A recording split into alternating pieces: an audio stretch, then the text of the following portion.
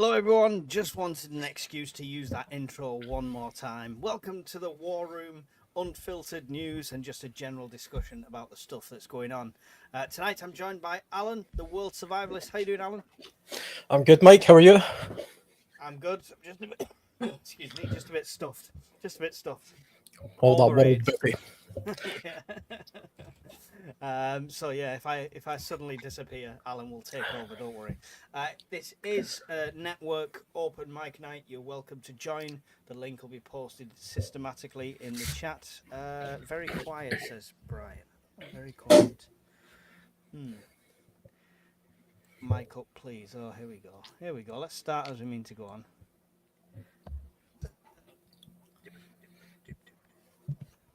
How about now? Better? Testing. 1, 2. Louder, that's for sure. Is that better, guys? Let me know in the chat. Better. There we go. All right. Okay. Clear but low. Evening. All good. Right. Okay. Right. I'm still mastering it. All right. You know, obviously I'm a professional. Anyway, it is an open mic night. Feel free to come and join in. Everything we speak about is personal opinions. We're just going to basically discuss all the crap that's going on at the moment. So, and what could potentially lead to World War III. And the reason I mentioned Civil War is in the thumbnail is because everyone keeps asking me to do a video on it or asking me about it or what do I think the likelihood is. So I have my opinions. Alan, lots of channels mentioning Civil War and stuff like that. Yeah. Is it realistic in this country? You know, I'm a stickler for language, and to me, I mean, if you look at the absolute definition of civil war, then no, there's no chance of civil war happening in the UK. By all definitions, Yeah, it's just not likely to happen. Civil unrest, perhaps, in places, and there's certainly an argument that could be made to say that civil unrest has increased, probably since, I don't know, maybe the year 2000. And it kind of, by 2010, it was really getting to a point where we were seeing it as a few times a year, to the point now we're at where, every week you've got some sort of group somewhere or another protesting something and doing something that could be, regarded as some sort of civil unrest, violent civil unrest, or calling for violent civil unrest. Civil war, no, there's been 7 civil wars in UK history. And they're not even all civil wars. I think 3 of them are technically just not, the Jacobite uprising, the Troubles in Northern Ireland, for example. They weren't civil wars, but they were armed groups fighting with each other, so they were very close to it. But if you look at things like the War of the Roses and all this kind of stuff, those were real civil wars where the whole nation was at real war with each other.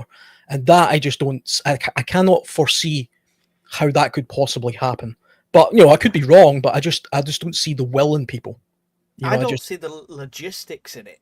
Yeah, that when too. When it was Cavaliers and Roundheads, every man and his dog had a sword or a pike, and raising an army was as much as raising a group of people and stuff like that. But it's just not that kind.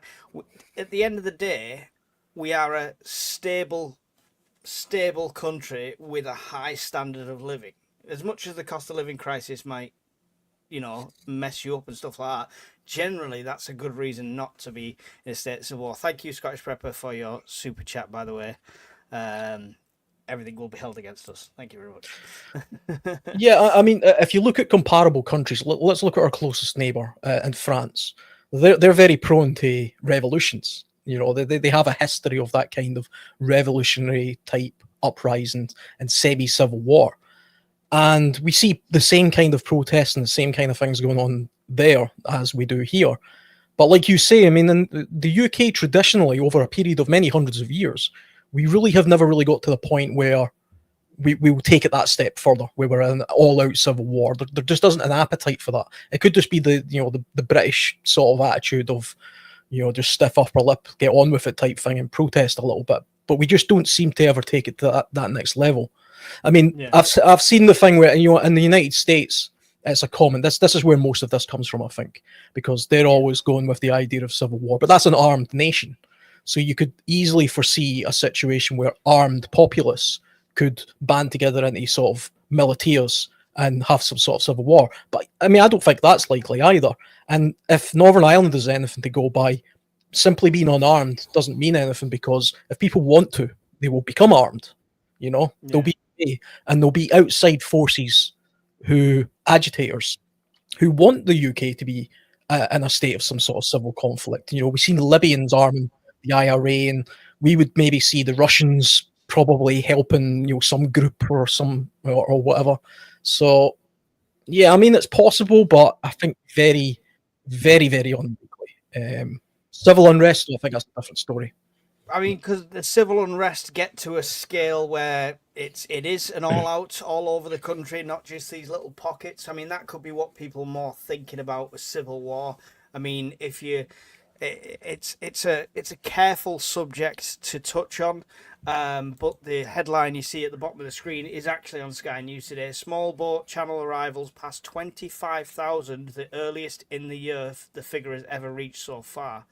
So this time in 2024, it was only around 16,000 crossings. So far at 25,436 in 2025. And I think that is what's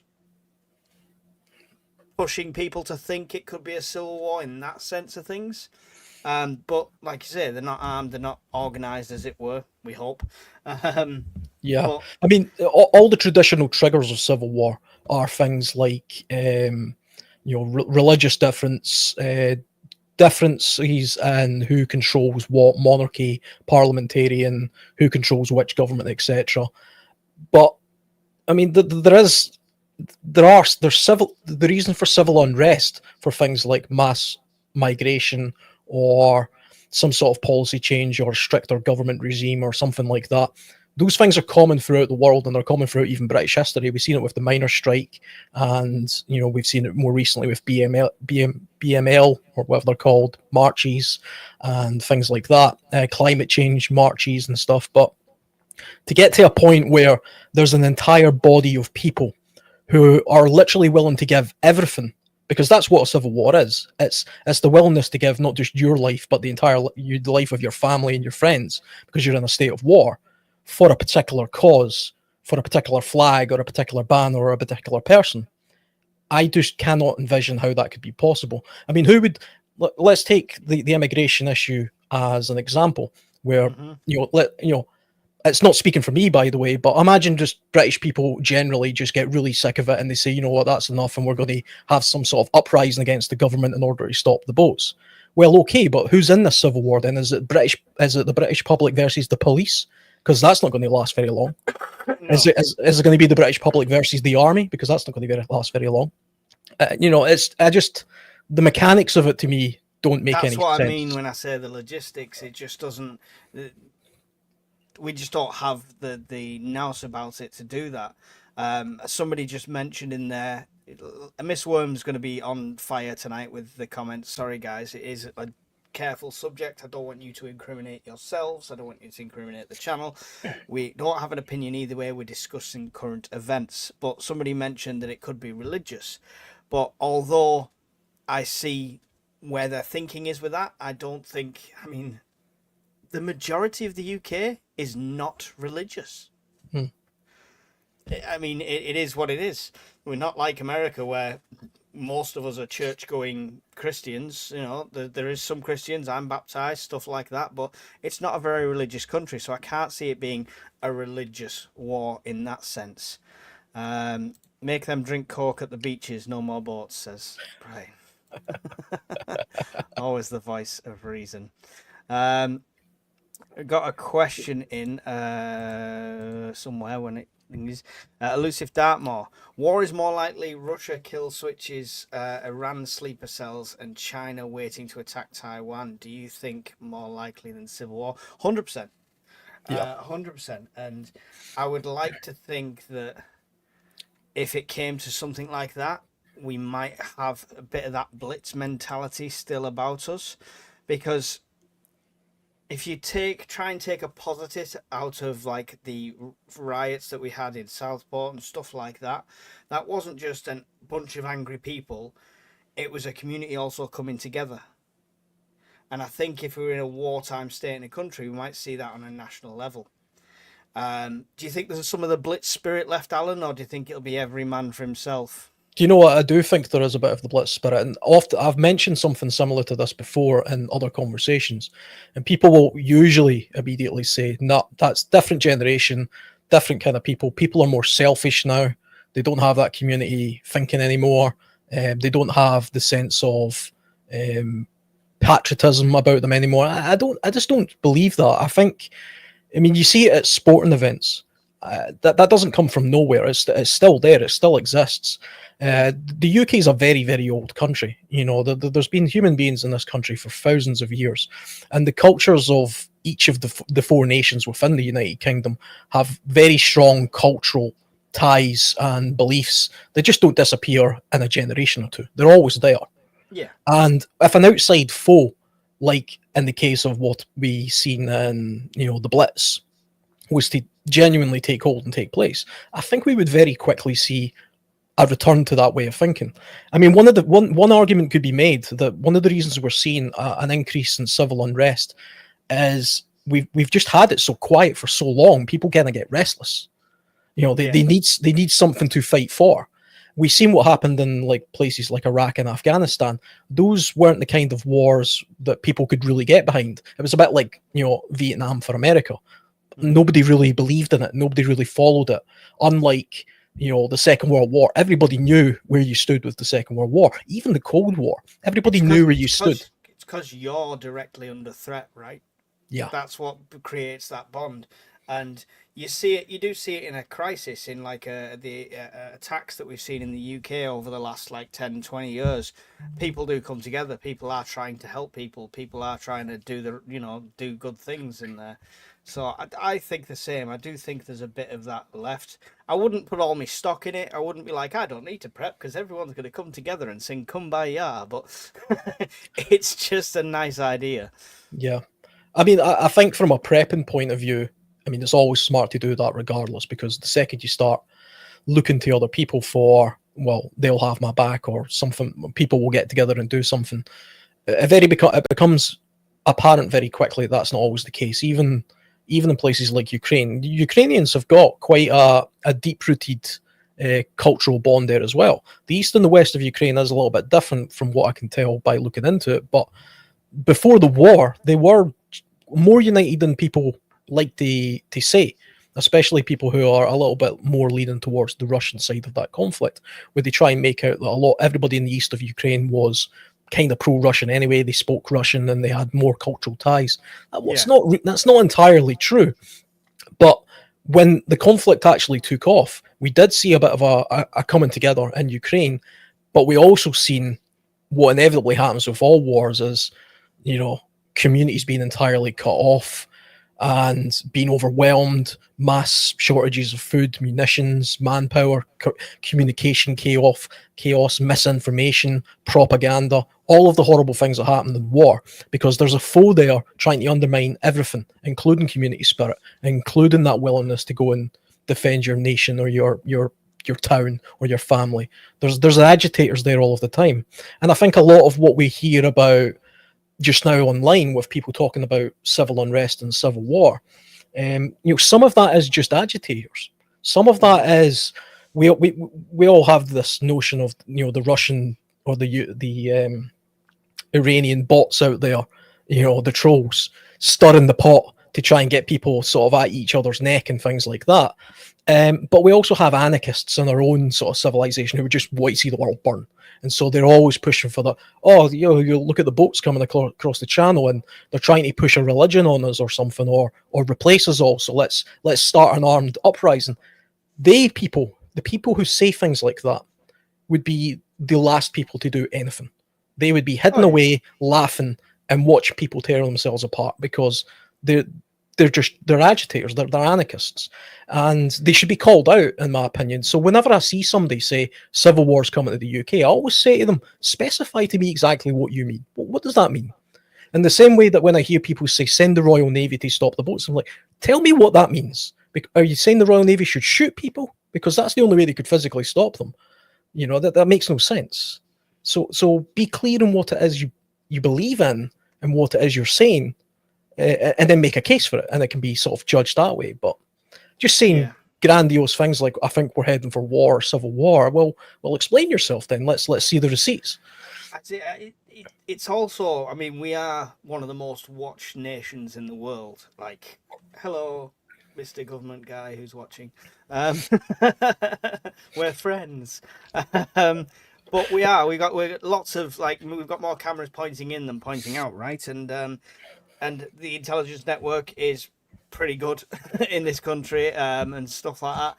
It's not like when it was the Cavaliers and the Roundheads, and somebody could start an uprising and meet in beer halls and do all this and stuff like that. You know, if someone like Tommy Robinson doesn't wipe after he takes a shit, we know about it on the news the next day. So who could possibly lead something like that without already being subdued? Yeah, it depends on the cause. It depends on what the trigger is. I mean, we're focusing a little bit on the things that are in the news, like illegal immigration and Russian agitators or sleeper cells and things like that. I don't think outside forces like the Iranians or the Russians, or no matter how many sleeper cells they got, they're not going to inspire any kind of uprising in the UK. That's just not going to happen. I mean, we could potentially. Do you know the only time in my lifetime where I actually remember looking at the internet and thinking to myself, do you know what? The political situation in my country right now could get to a point where it was a civil war, and that was during the Scottish referendum. You know, there was so much bad blood on both sides of that argument in the early days that I thought, you know, people have went to wars over these kind of, you know, things. You know, that's the kind of thing that would start civil wars. But the more I looked into it, and the more I was a little bit involved in, you know, the politics behind that, I realised that just was so far away from being true. It may as well have not even been considered. We were nowhere near that kind of level of, you know, civil disobedience or uprising or anything like that. There's certainly people out there who would like it, but you'd probably find that most of them were sitting on their sofa somewhere, you know, with their keyboard, sort of wishing they were a Jacobite or wishing they were some sort of, you know, whatever on whatever side. You know, it's fantasy stuff. Yeah. As for an individual or something like that, I can see where we become so regulated and so monitored in this country by a government, it could get to a point where we have I don't even think an uprising would be possible, but we could certainly get to a point where we force a government out, you know, politically.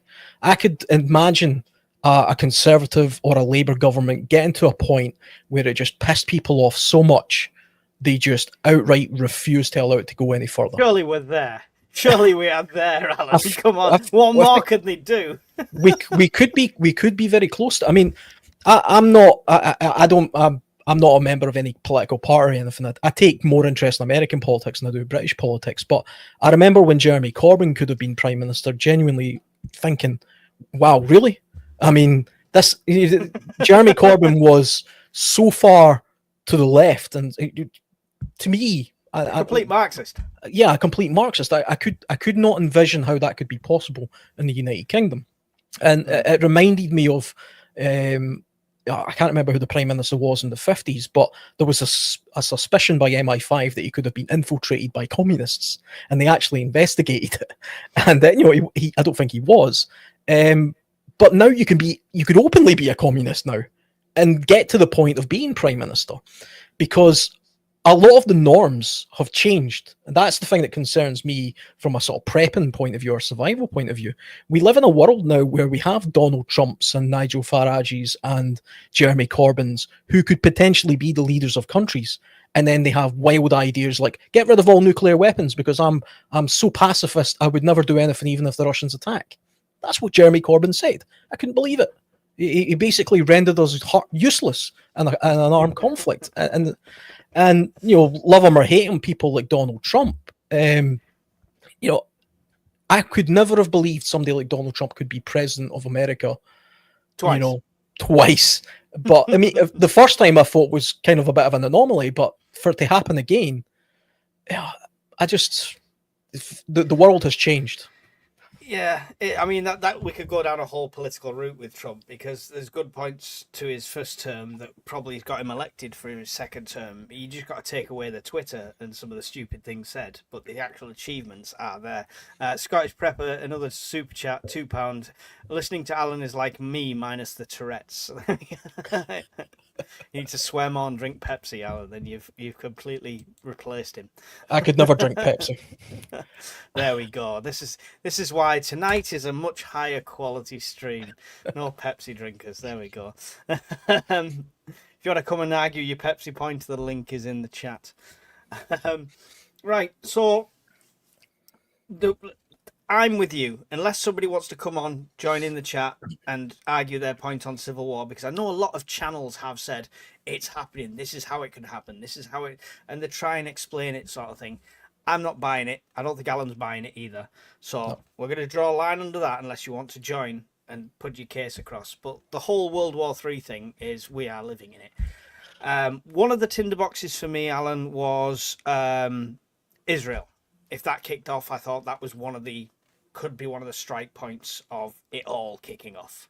And it kind of has on that front, but not on a global scale, because US didn't really get involved as much as I thought they might.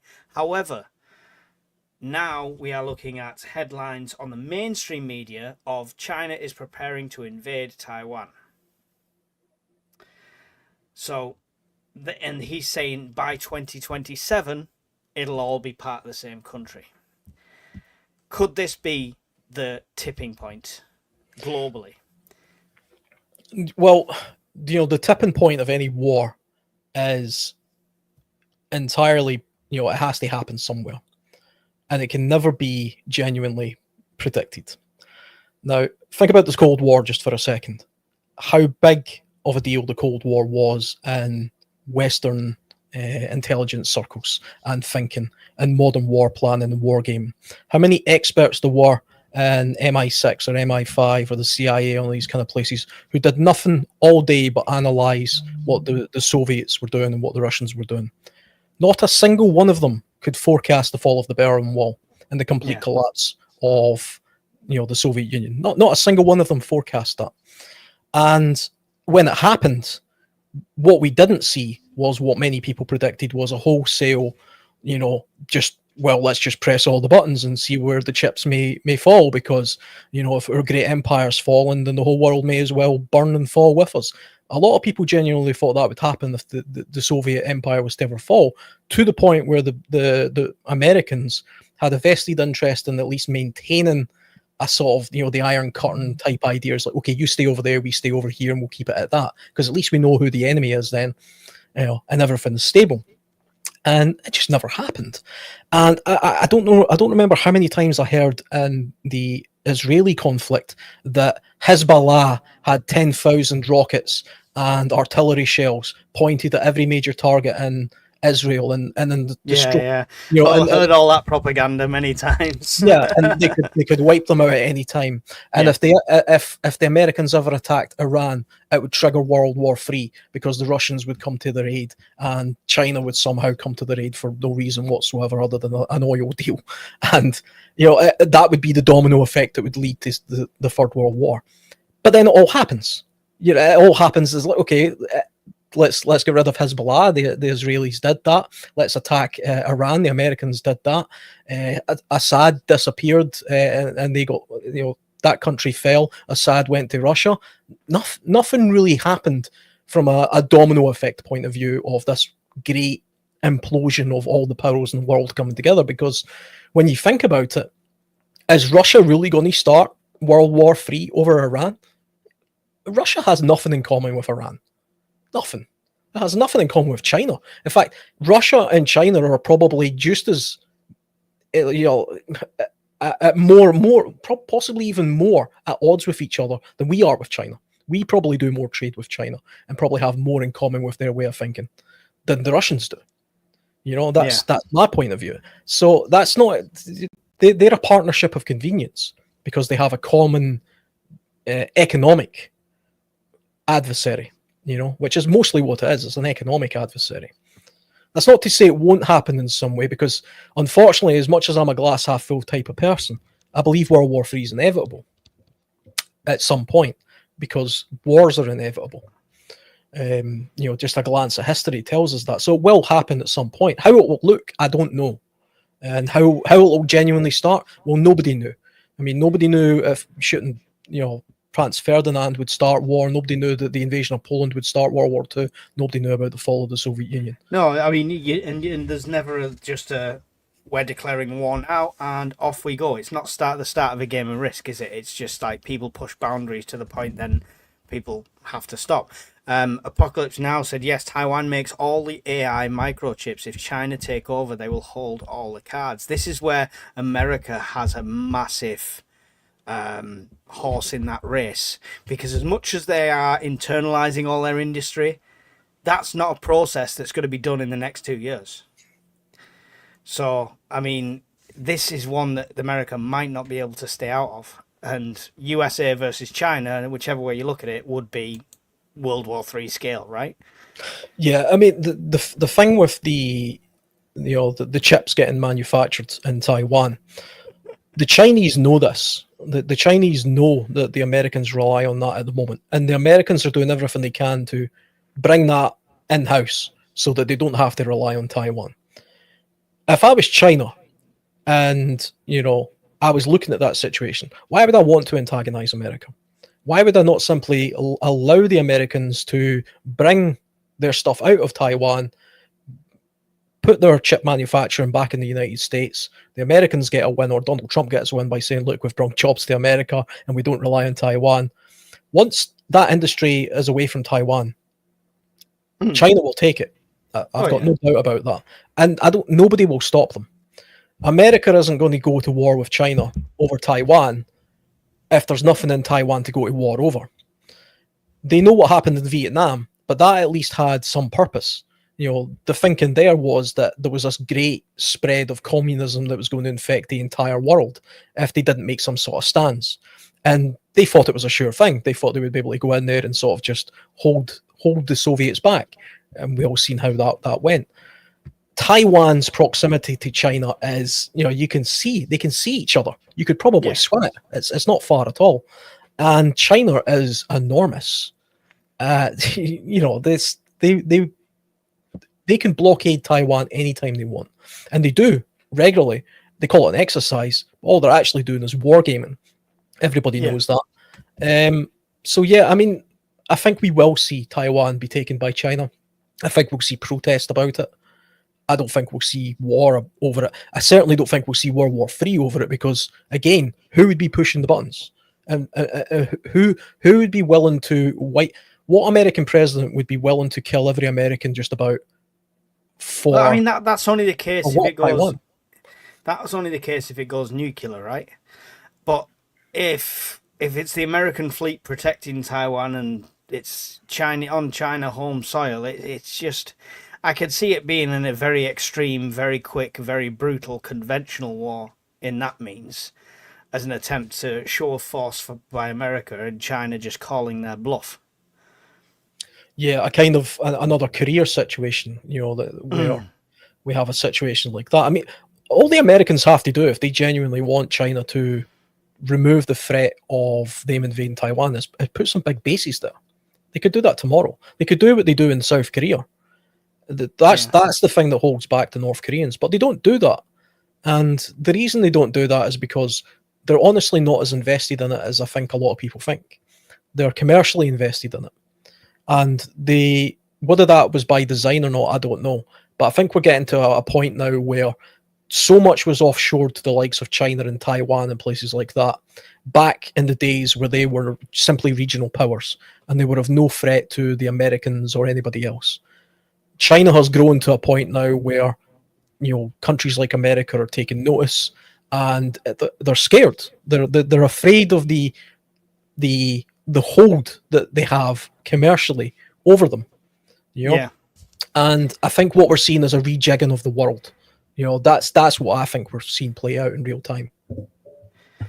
And where does that end? That's the question. China.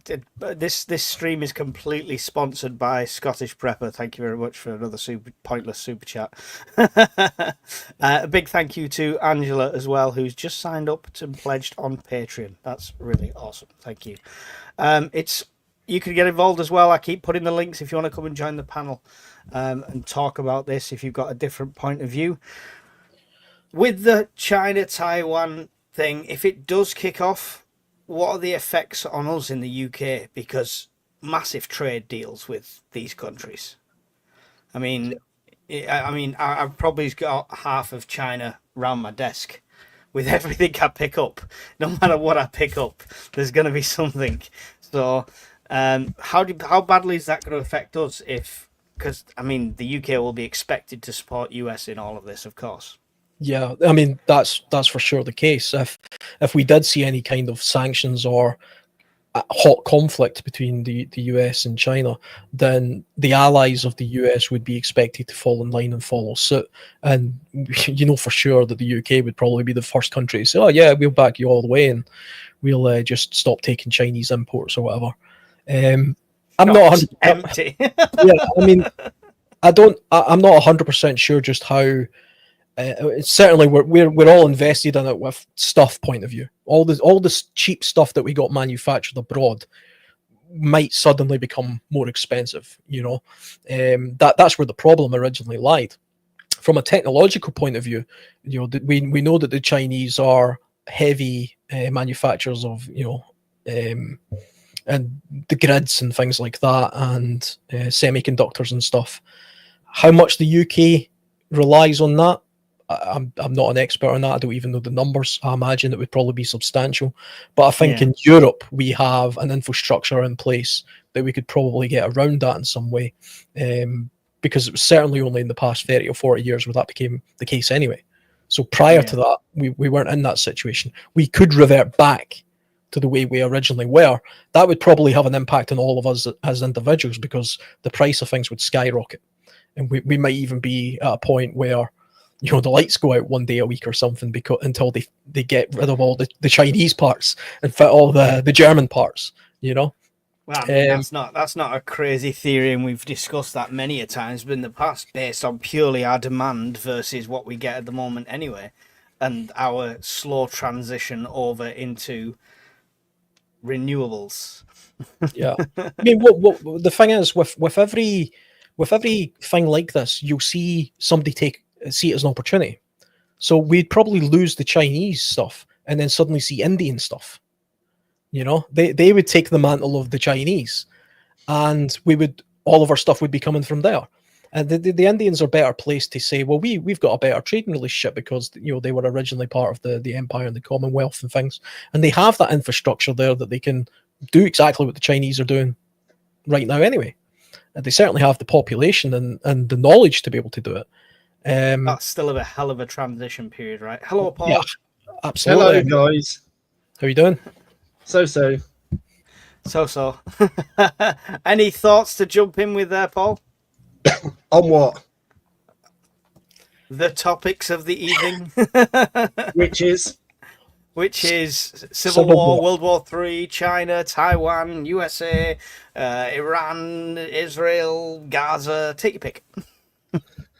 Well, China's going to start it. China's going to go after Taiwan. Then America's going to go after China. Then Russia's going to get involved to become China's ally. Then the British is going to get involved to back up the Americans, and the rest of Europe is basically going to erect its middle finger at everything.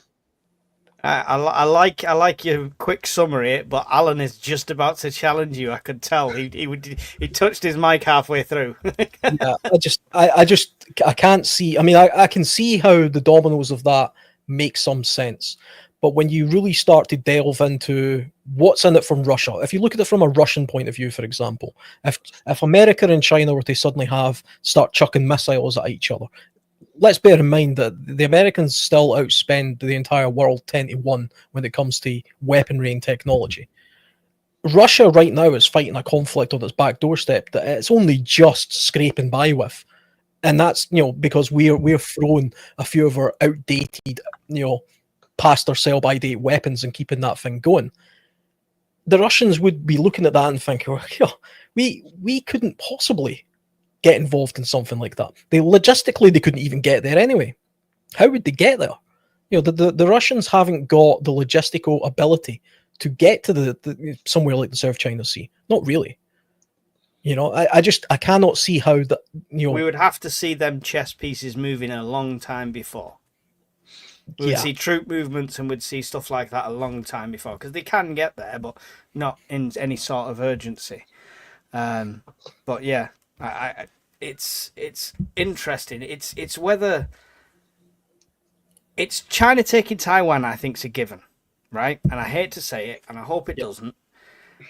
But I can't see any posturing stopping that plan. It seems like it's an inevitable plan. It's his ambition as a leader. Unless something happens in China, there's some sort of coup, there's some sort of going through. It's whether the US would then respond. If it's already taken, because I don't see this being a Ukraine situation of an ongoing war and blah, blah, blah, blah. Scale-wise, this is going to be Pac-Man swallowing a pill. Right? So once it's already done, has USA got a leg to stand on? Are they going to do something? Or are they just pulling themselves into a war that they shouldn't be in? That's a $64 million question. It is indeed. But With do regard you think they have any benefit of retaliating at that point? Is the question, I suppose. I think once they have their commercial interests removed from Taiwan, there's literally no reason for the Americans to have any real interest in Taiwan, other than as it's a convenient place from a proximity point of view to watch China.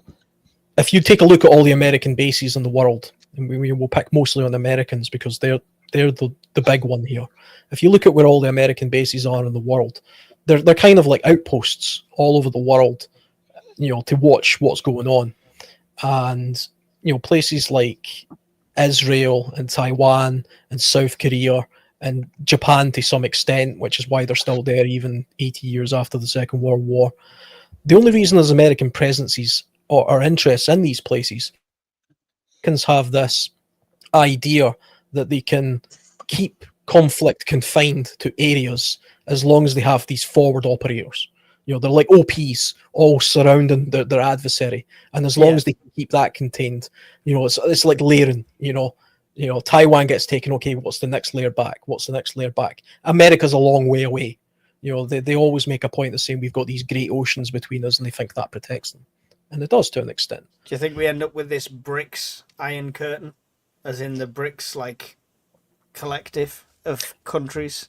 I mean that. The BRICS notion, I cannot believe that didn't happen sooner anyway, because you get to a point where you have Western countries in Europe and North America effectively dominating the world's financial institutions and the markets based on the strength of the currency that they control. And they use that power and that currency to put down any adversary that they see fit, whether that be the ruble or in China or India or any of these other places. At some point, all of these countries, they're not stupid, are going to get together and say, wait a minute, if you add all of us up together, we've got far bigger populations, far more resources, far more land. Why don't we just get together and trade among ourselves? We don't need Europe or America. He has a face. Is that a Trump hat? It's a MAGA. Make British get great again. Take more than a hat. Yeah, you've got the blur effect on, I think, the background blur thing on the settings. I'll just go through some of the comments so we don't get too far behind. We've already seen that one. Sorted. There we go. So Leanne Max says, my hubby said he has noticed over last week a slow-moving articulated lorries with police escorts on multiple days. Interesting. seen lots of military activity on the roads over the last 2 weeks. I assume it's just planning and organising and revamping and stuff like that. But yeah, I've seen lots of traffic on the motorways, military-wise. Shallow Scout Swede is in the house. He does an awesome live on Saturday night as well, so you can go and join him. He says, what's the topic? It's all about what might happen. We have a special guest in the house. Bob, how you doing? Good evening. Good evening, Hello, Bob. gentlemen. Good evening. Good to have you on the stream, Bob. Thank you. We're just ciphering through some comments, then we'll get back to the topic. Breakin says, should I buy corned beef? Of course, corned beef is awesome. Brian said China. Question from Amphia. Sorry, this covers everybody up. It's too long of a question. Lancastrian disaster in the 1940s, and most folks were absolutely clueless about those events at the time. Most today are still clueless about those events. What do you think is being withheld now? Yeah, it's true. It's not a question. It's a statement more than anything. I'll catch up with some more of the comments soon. Bob, how you doing? Not bad. Love to get your colonial cousin's perspective on the whole China-Taiwan situation. We were just saying, if they do decide to do it, it's kind of on a grandeur scale of a Pac-Man eating a pill. It's not like it's going to be Ukraine where it's dragged out over years. Right. Our question is, would USA try and defend, or would they respond or retaliate, or is it not going to be worth even entering a war if it's already done? Yeah, they will do both, defend and respond. We have a mutual defense pact. I've been following this for years. I've been to Taiwan, I've been to China, I've been to Korea, but I've got family in Asia, so I've been following this for a long time. The Chinese are extremely intelligent. They're taking their time. They're taking all this land away with political corruption and money, like in the Solomon Islands. They're paying. If they're foolish enough to attack Taiwan, they're going to get kicked right in the balls, because not only is the U.S. there, so is Australia, New Zealand, Japan, which is astounding technology in the air. They're South Korea, the Philippines, Indonesia, Malaysia, Singapore, India, and what's that? Brunei. We have our special forces out there gathering up forces, teaching them how to use communication equipment, how we all work together. That's what special forces do, the Green Berets, training them. Same with the Special Air Service of Australia and Great Britain. They're all over there doing the same thing.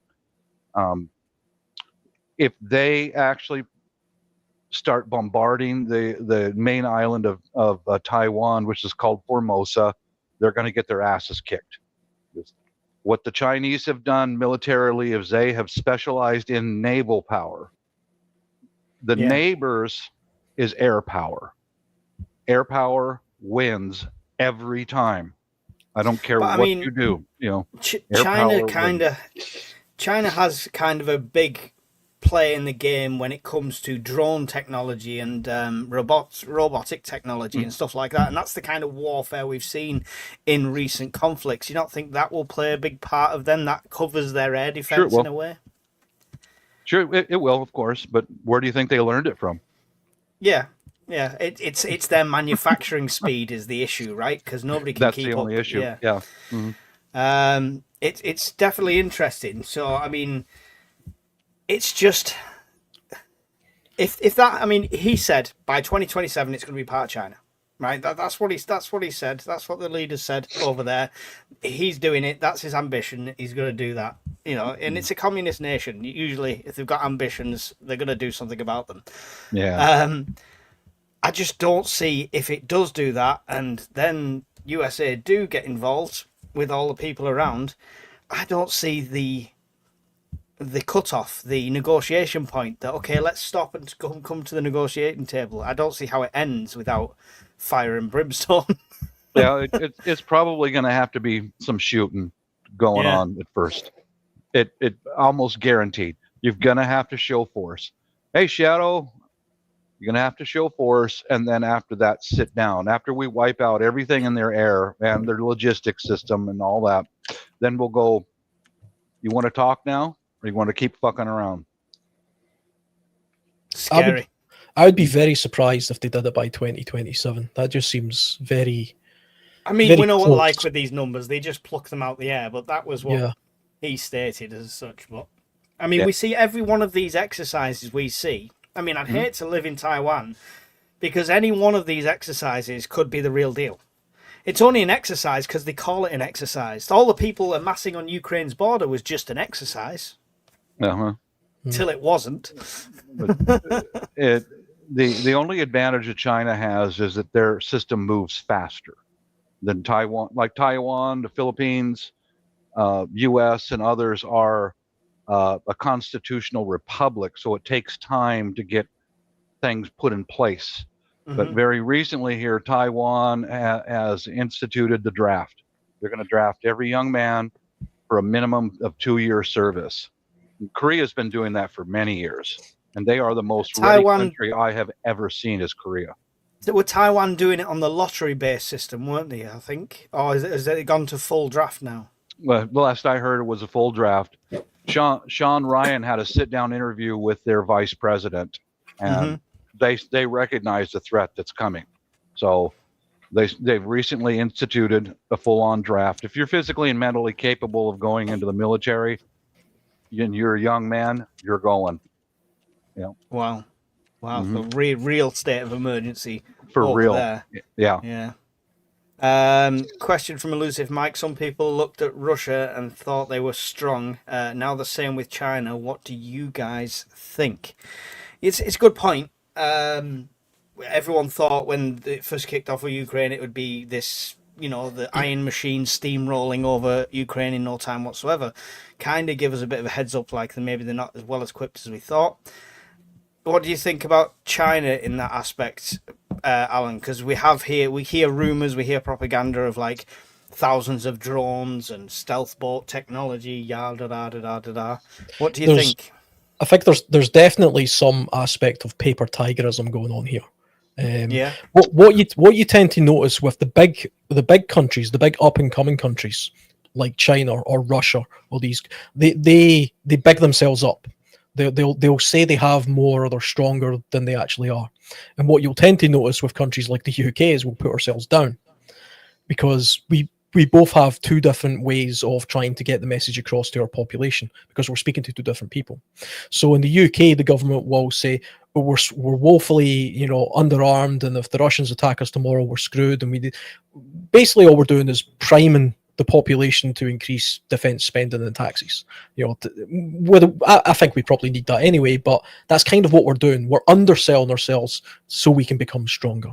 The Chinese, on the other hand, oversell themselves because their audience is less internal because they're a communist type, regime where they just say something and it goes, but they're projecting outwards. They're saying, look at us, we're this big power, don't get in our way, we've got our own project going on. That's just the communist machine, though, right? That's the communist machine. Yeah, it's always been. I mean, There's two things about China that I think holds them back. That's a massive disadvantage to China.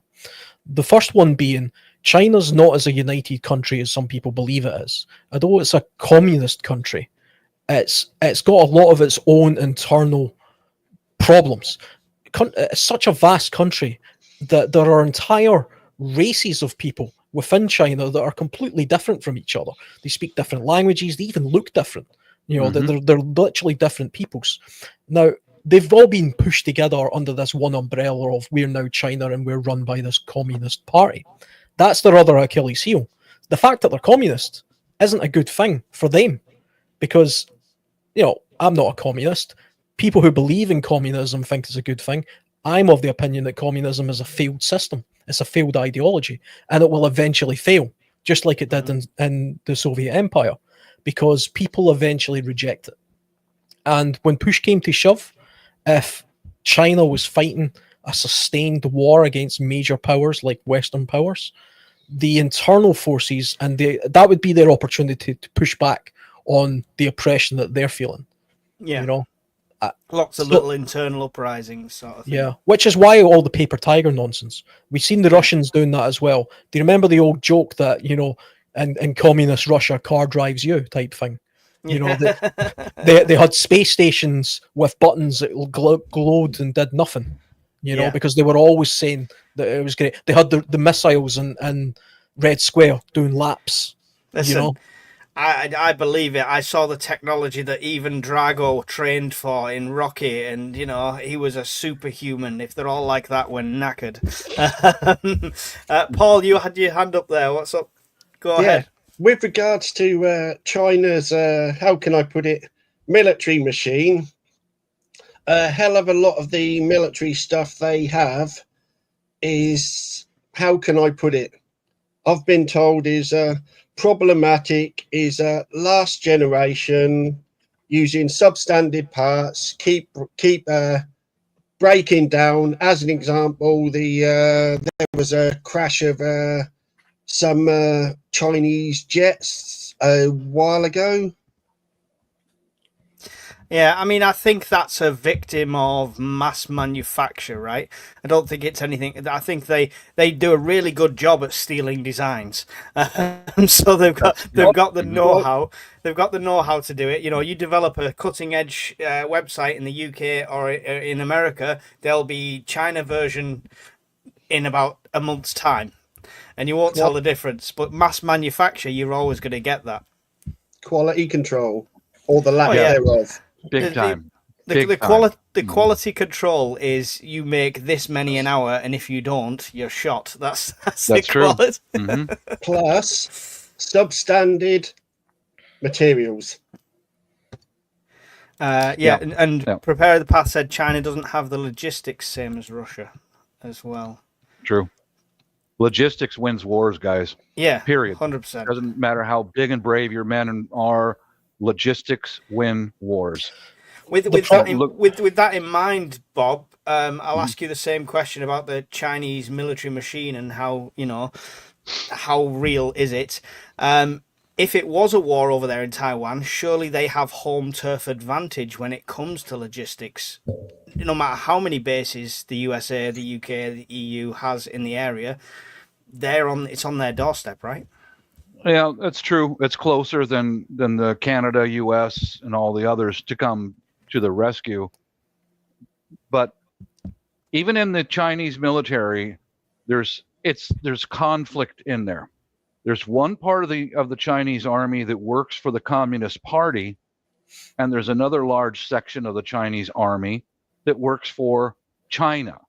Do you understand? Now, there's going to be arrogance in those two different. They're going to be arrogance and the lack of cooperation to an extent, which is something we can jump on right away. But I don't think it's going to happen or come down to a shooting war. I think what's probably going to happen is more political corruption, sabotage. Yeah. But or maybe they poison the crops within the United States, which two of their operators have been found with a fungus they tried to smuggle into the U.S. that will destroy wheat and corn. Wow. So if our food production in the U.S. goes down, the rest of the world's going to go hungry. Period. That's all there is to it. Yeah, which is a scary thought as somebody here in the UK who's watching our farms be taken away from the farmers or get turned into solar things. And we've just had a trade deal with the USA, and they mentioned agriculture in that. So your food supply affects quite a lot of the world. Yeah. Or it will do even more so soon. This is I think this is what we're seeing everywhere. But is attacks like that, Alan, where we saw the guys get onto the base, the RAF base in the UK, is that what this is all going to be? Is it just going to be little pockets of attacks like that all over the place rather than full-scale war? I think we're always in a Cold War anyway. I don't believe this idea that you have Cold Wars, then the end, and then there's a period of where everybody's just, well, everything's cool, and then suddenly we have another Cold War. What do you think the 90s were, Alan? Come on. It wasn't all the Spice Girls and dodgy clothes. It never really ends. It just keeps on going, and what you eventually see is it comes to the surface now and again. And you get little hot pockets here and there. You'll get people being assassinated in the UK, for example. The Russians openly assassinating people in the UK, which would have been unheard of even back in the 90s. You'll see things happening in the US with what Bob was talking about with like the crops and things like that. These are all little scare tactics. These are all little, look what we could do, what we potentially could do. You'll see more of that, I think. You'll see attacks on the infrastructure, the grids, the cyber attacks, the rhetoric, all this kind of stuff. And it'll keep on going till eventually it gets to a point where it either all settles down and the world moves on to some other topic, which historically has been what's been happening since probably the Cuban Missile Crisis, or we'll see an actual spillover where it's a proper hot conflict, which we see in places like Vietnam, where you actually had a full-on proxy war against the Soviet Empire, because that's what the Vietnam War was. But the way that war ended didn't have the impact, it didn't have the results that either side believed. The communism didn't spread throughout the entirety of the Far East, and it didn't prevent communism. So it was a bit of a waste of life, really, as all that ended up being. I think we might see something similar in Taiwan. I don't think it will be to the extent. There's only 24 million people in Taiwan, and China's right beside it. They could make every single human being in Taiwan, join the Taiwanese army. That's not going to stop an invading China. But I don't see the mechanism for China doing that. Like I said earlier on, I genuinely believe that China just has to play the waiting game. Once America has no interests in Taiwan from an economical point of view, then it's fair game. Just like Hong Kong was to Britain. We should never have given Hong Kong back. We should have resisted everything. But we didn't, because we made a stupid agreement 100 years ago. Oh, we give everything back now. Everyone can have everything. Paul, you were going to jump in there? Yeah. What about if North Korea get into the mix? Rocket Man. They'll have to. It is their only and closest ally, and their only source of food and well-being. Obviously, they've got a bit of a deal going on with Russia now, but I think no matter if they need to use them, North Korea is what Hezbollah was to Iran. It's their proxy, and they can use it however they see fit. Yep. Unfortunately, and I think they'll be involved. I don't think they'll be involved directly on Taiwan, but what you might see is them striking South Korea, even if it's like little pockets or whatever. But them some sort of attack there to try and obfuscate. Then this happens. You know what I mean? Like a simultaneous attack to put America in a predicament of we've got this going on and this going on. So diversion. Yeah, well, not necessarily a diversion, but it's a conflict of it. They've got a support. They've got a pact with South Korea, just the same they've got one with Taiwan. So it's stretching them. Yeah, right? I'll address what Paul just spoke about a moment ago. If there's any shooting goes on, the first shots are going to be fired by the North Koreans, because they're a puppet to the Chinese. And the Chinese know what the Western firepower has. They know that we can obliterate every city in their country, every port, everything that they have. And they would rather have the North Koreans have that happen in North Korea than China. All they got to do is pay little Kim Un weird haircut Jong a whole bunch of money, a bunch of women. And that's his official name. Yeah, a little weirdo. Yeah, and he'll launch a few missiles out into the Sea of Japan and hit maybe an Australian frigate or a Canadian or the U.S., whatever. Mm-hmm. And I think the first shots would be by him, because China's smart. They know they don't want a bunch of conventional bombers flying over their cities.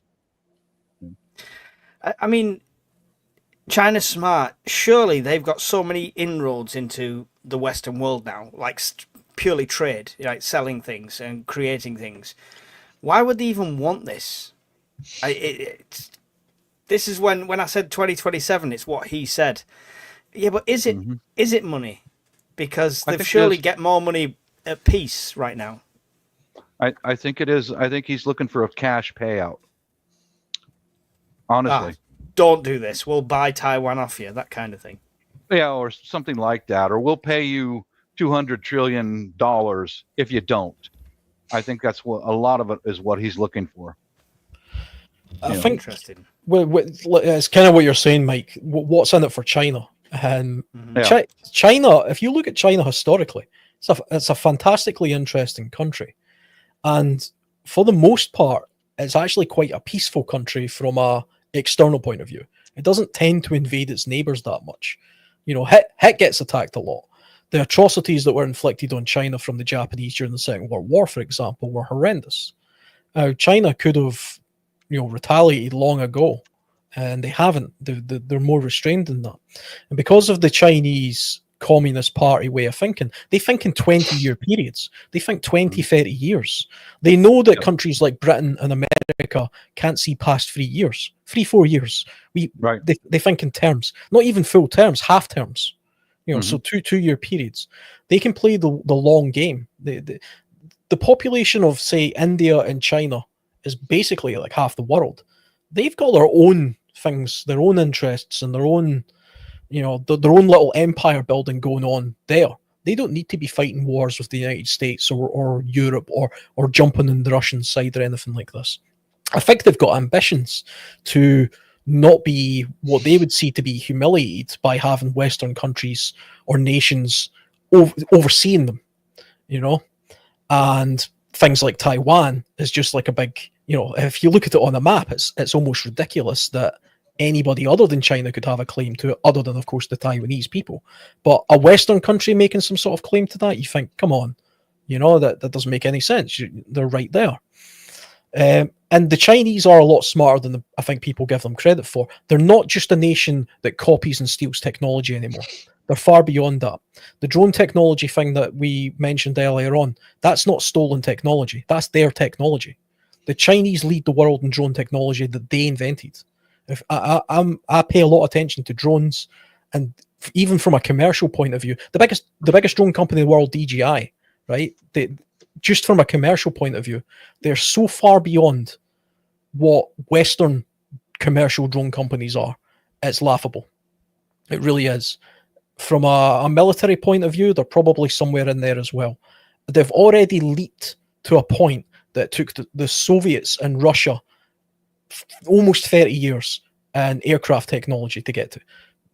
Sixth generation aircraft in China will be a very real thing, if not already is a real thing. I know they did that fly past with those 2 concept planes. I think they're much further ahead than most people think. Again, though, there's probably some paper tiger nonsense going on there. Yeah, absolutely. That little thing right there is spying on you right now. Turn it off! Turn it off! But what was that? The Chinese are an adversary that the West doesn't want to have, I don't think. And the Chinese haven't really got any interest in having the West as an adversary. Not from their historical point of view, anyway. Not that I can see. I'm not a historian. But, there hasn't... Have a look on Google and see how many times China's went to war with the West. Basically never. The Japanese had a go in the Second World War for their own sort of idolized ambitions, and they almost could have pulled it off for a brief period of time, but it very quickly became apparent that they couldn't, because logistically we could just wear them down eventually. The last 2 times that China has been at war,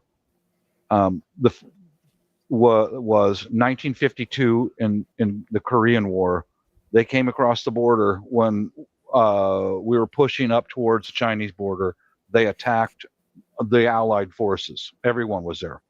They got slaughtered. And their men that they left them behind. They just threw tens of thousands of infantry soldiers into it, and the Allies hit them with the air power, and they got wiped out. And the ones that survived, they left them there, and they froze to death in the North Korean winter. But the time after that was 1979. Have you forgotten about that war? When China invaded North Vietnam, they got wiped out. The Vietnamese border guards and the civilian population slaughtered them. The Vietnamese are expert fighters, and they went after the Chinese. And the first thing they did was cut off their logistics and their way to escape. So they came into North Vietnam. The war only lasted a month, but they were devastated. They were just wiped out. So Is this because previously, obviously, China's strengths has always been manpower, right? Like you say, they can throw them all in there and forget about them because they've got a bazillion more of them, sort of Yeah. thing. So it's always been manpower. Now that they're maybe that's what has drove their push for a technological advancement, potentially. I don't see China going after the Western countries. They go broke. Where are they But going they to sell should- all where are they going to sell all their toasters and their cars and all the stuff? This is know? what I was saying. So, but surely doing what they know that if they do that with Taiwan, it's going to antagonize and create that. Yeah. Mm-hmm. So it's sorry, Paul, you wanted in.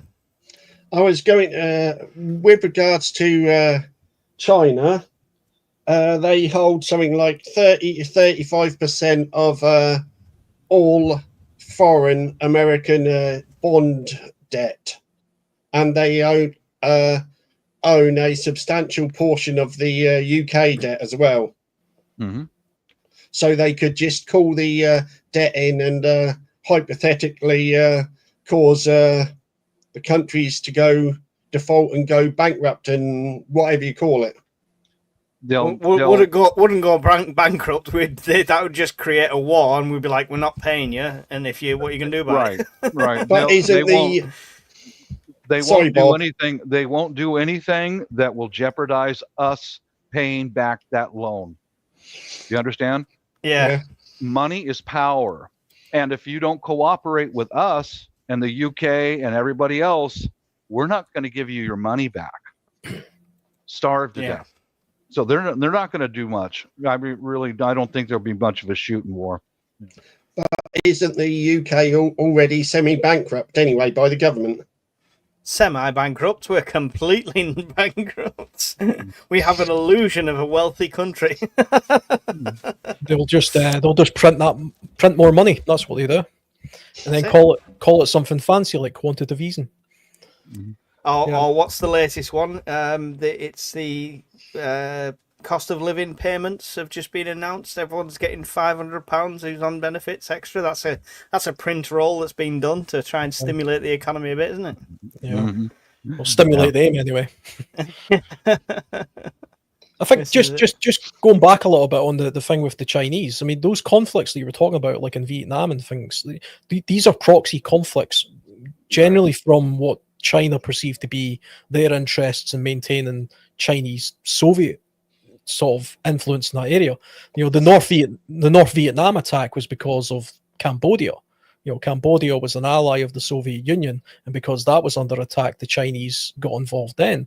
But the Chinese were heavily involved in aiding in Vietnam, which ultimately led to the fall of Saigon. The Chinese weren't there; they weren't involved in that. But if it wasn't for their aid, their push, it would never have got that far. That's why it was such a proxy war. I mean, so they'll certainly be involved in proxy wars, but the Chinese are too clever to have direct conflicts. They did have something of a direct conflict in Korea, for sure. But if you take a look at the map of how the Korean War went, it was very much going in favor of North Korea for a very long time. I think they got all the way, they got quite close to overrunning the entire country until the US got involved and pushed it back. And then it basically became something of a stalemate where the DMZ is now. The only thing preventing the Korean War from flaring up again is the nuclear weapons that North Korea has, which are very low yield. They're effectively dirty bombs, but they could do some serious damage to South Korea. But the North Koreans are also not stupid. They know that if they did that, that would effectively write their death warrant, because that would for the first time legitimize a country like the US using tactical nuclear weapons. Yeah, as soon as he launched one of them in aggression, there'll just be a glow where North Korea, used to be, and he knows that. But he's not as he's a smart man to be able to keep that regime so tight as he's done and hold on to power through so many generations of the family. You think they'd have been overthrown, but the propaganda's unreal and stuff like that. But I think it's them having the nukes that's created the ambition for other countries like Iran, thinking, well, as soon as we have that, then they can't touch us. That's definitely the case. That's definitely Yeah. the case. That's why we see Iran pushing to get nuclear weapons under the guise of nuclear energy. That's exactly what India did. India said that they were going to have, they were investing in nuclear power plants. And then all of a sudden they had nuclear weapons, which of course led to Pakistan looking for their own nuclear weapons. And then you get this runaway train. And that's what has to be prevented. That's why I was fully supportive of the notion that we should bomb Iranian nuclear sites whenever it happens. We have to have something of a hold on the development of nuclear weapons, especially in places like the Middle East, which have a completely different ideology from what we've seen in the Cold War. Mutually assured destruction does not mean the same thing in the Middle East. Can I play devil's Correct. advocate? Can I play devil's advocate on that one, Alan? Why?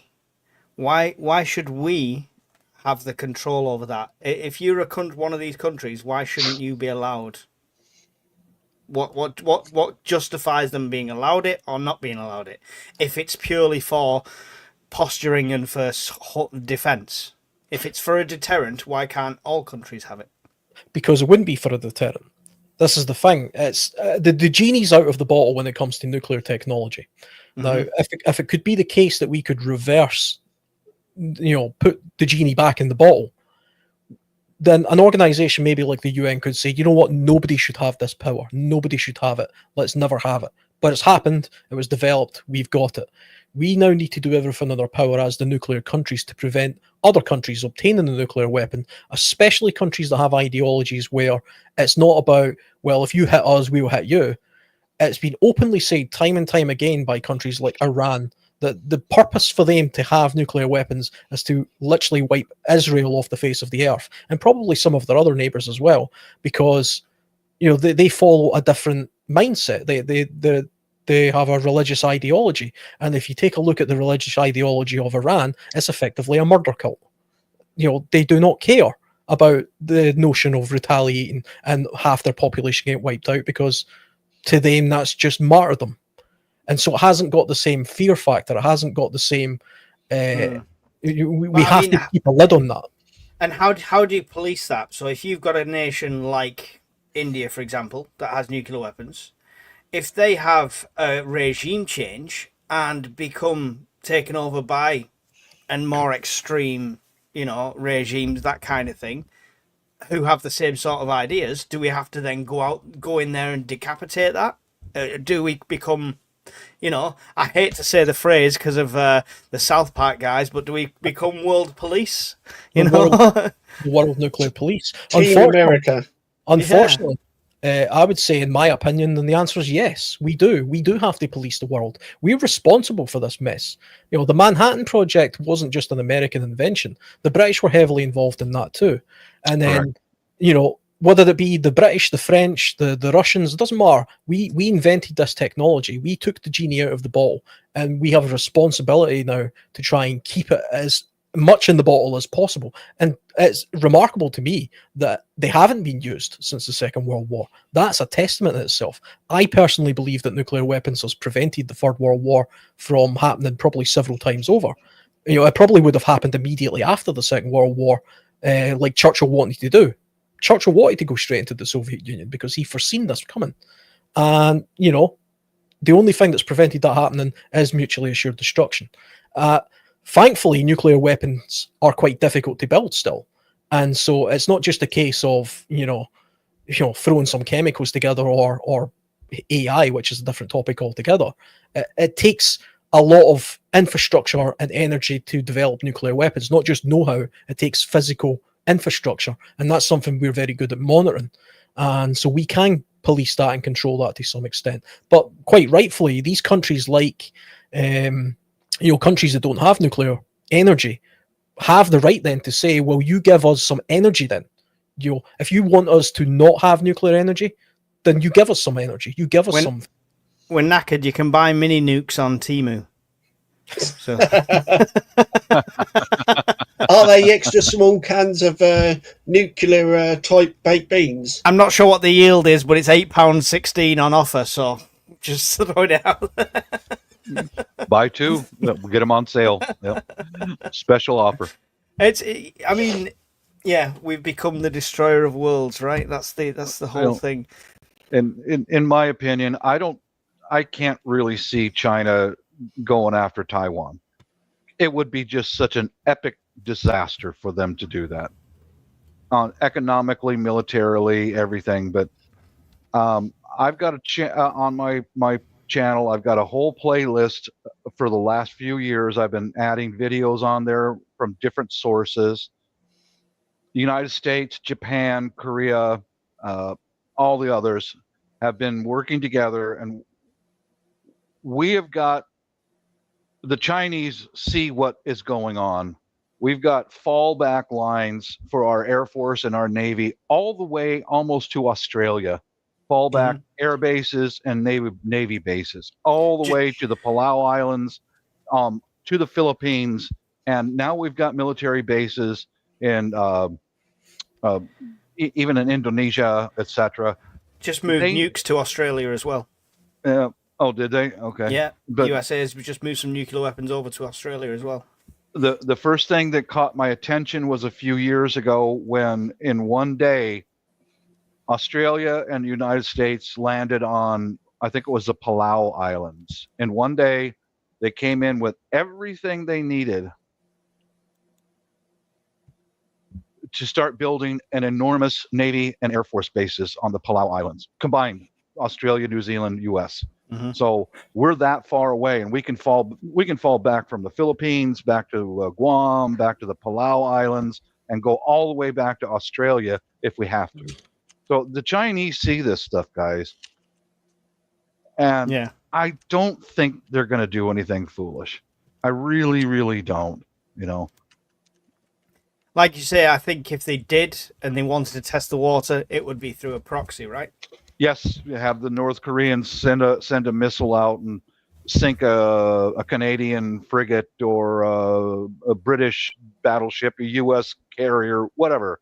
Hit one and see what happens. But then they would get the blame and they'd get the fallout. The North Koreans would, not China. You know, if something like that. I can't really see these guys being that stupid. You know, I don't think they'll do it. It's weird because it's like a rhetoric they've always preached, right? And it's something they've said they always want to happen, and they think they have that sovereign right to Taiwan. Yeah. And look at Tibet. I believe it was 2014 without anybody in the U.S. public knowing about it. I got family in the Philippines, so I got information, real-time information coming in.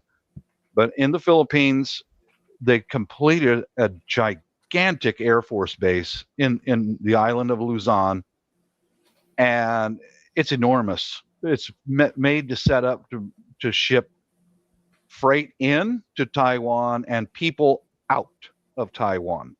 Right. It's an enormous Air Force base. We knew nothing about it until it was unveiled in 2014, right? And the U.S. public was being told the U.S. military is no longer in the Philippines. And my family looks at me and goes, "Are you crazy? You guys got army bases right over there and there and there and there." We're lied to so much, guys. Oh, yeah. We are lied to. And I've got family there who lives there. So it's like, if you remember the Berlin airlift when the Soviets came in and surrounded Berlin, what saved the population of Berlin was the U.S. Air Force and the British Air Force flying coal and fuel and food in. And I think that's what that big Air Force base in the middle of Luzon is all about. Yeah. Bringing civilians out, food and soldiers in. And the Chinese are smart, they can read a map just as well as we can. Yeah. I still think that all China has to do is play the waiting game, and they'll get Taiwan eventually. I mean, whether they have a claim to it or not, I mean, you've got to remember Taiwan was part of China for centuries. Yeah. And after the Second World War, the Allies gave Taiwan back to China. People forget that Taiwan was given to China by the Allies after the Second World War. Then a civil war happened, and that communist, I think it was like 1949 or something, and people fled. The Chinese fled Taiwan, and it then became something of a breakaway state. So from a Chinese point of view, they're like, well, it's just a breakaway state. We should just immediately take it back. But the China of the 1950s isn't the China of today. They didn't have the ability to simply just roll into Taiwan and take it back. Literally, a few rebels with pitchforks literally could hold back China back then. That's not the case today. And the only reason the likes of the US has any great claim over Taiwan as an entity in itself is purely for commercial reasons. You take away that commercial element, I just don't see what the historical ties of the United States or any other Western country is to Taiwan. Do you think, because obviously the USA is, in my opinion, doing a great thing by internalizing all their industry and becoming very self-reliant, stuff like that. Do you think if it gets to the stage where they're producing their AI chips and stuff like that, that we they already currently are. get... Yeah, exactly. Once they're at that level where they don't need it, do you think that pact might be broken, Bob? I think if that happens, I feel that if that happens, when we can make our own semiconductors, which we started it in Oregon and Washington State right here. If we get just prior to that, watch Taiwan, and if you see massive airlifts of civilians coming out of Taiwan to the Philippines and to other countries, that's just before it'll all fall apart. This stuff is planned ahead, years ahead, guys. Yeah. Yeah. So if you see mass exodus of the Taiwanese civilians, then that's when the Western powers will pull back and go ahead and have it. We won't fight you for it. But until then, the Chinese are very intelligent and very good at subversion. Yeah, and, of course they've got the essential, that Iron Curtain, the propaganda, everything that comes with a lovely sunny communist nation. How the family you've got over there, Bob? Yeah. How are they seeing tensions build up, like locally, like more preparedness, stuff like that? Oh yeah. Is that at a government level or just personal level? Personal and government, yeah. Yes, very much. I have one family over there. He's a rifleman in the infantry. They're training constantly. And every time the Australians come to train, they have an annual event that used to be once a year called Balakatan, where the Australians would come in and train with the Filipino forces, same with the US and Indonesians and all. But that Balakatan is not just one time a year anymore. It's almost constant. Right. The SAS will go in. The British paras will go in and work with the Filipino forces. It's almost constant now. Almost constant. Right. So definitely a ramping up and a more prepared state.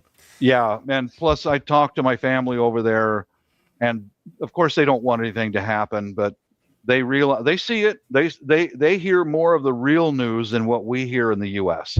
because they see it. They see it.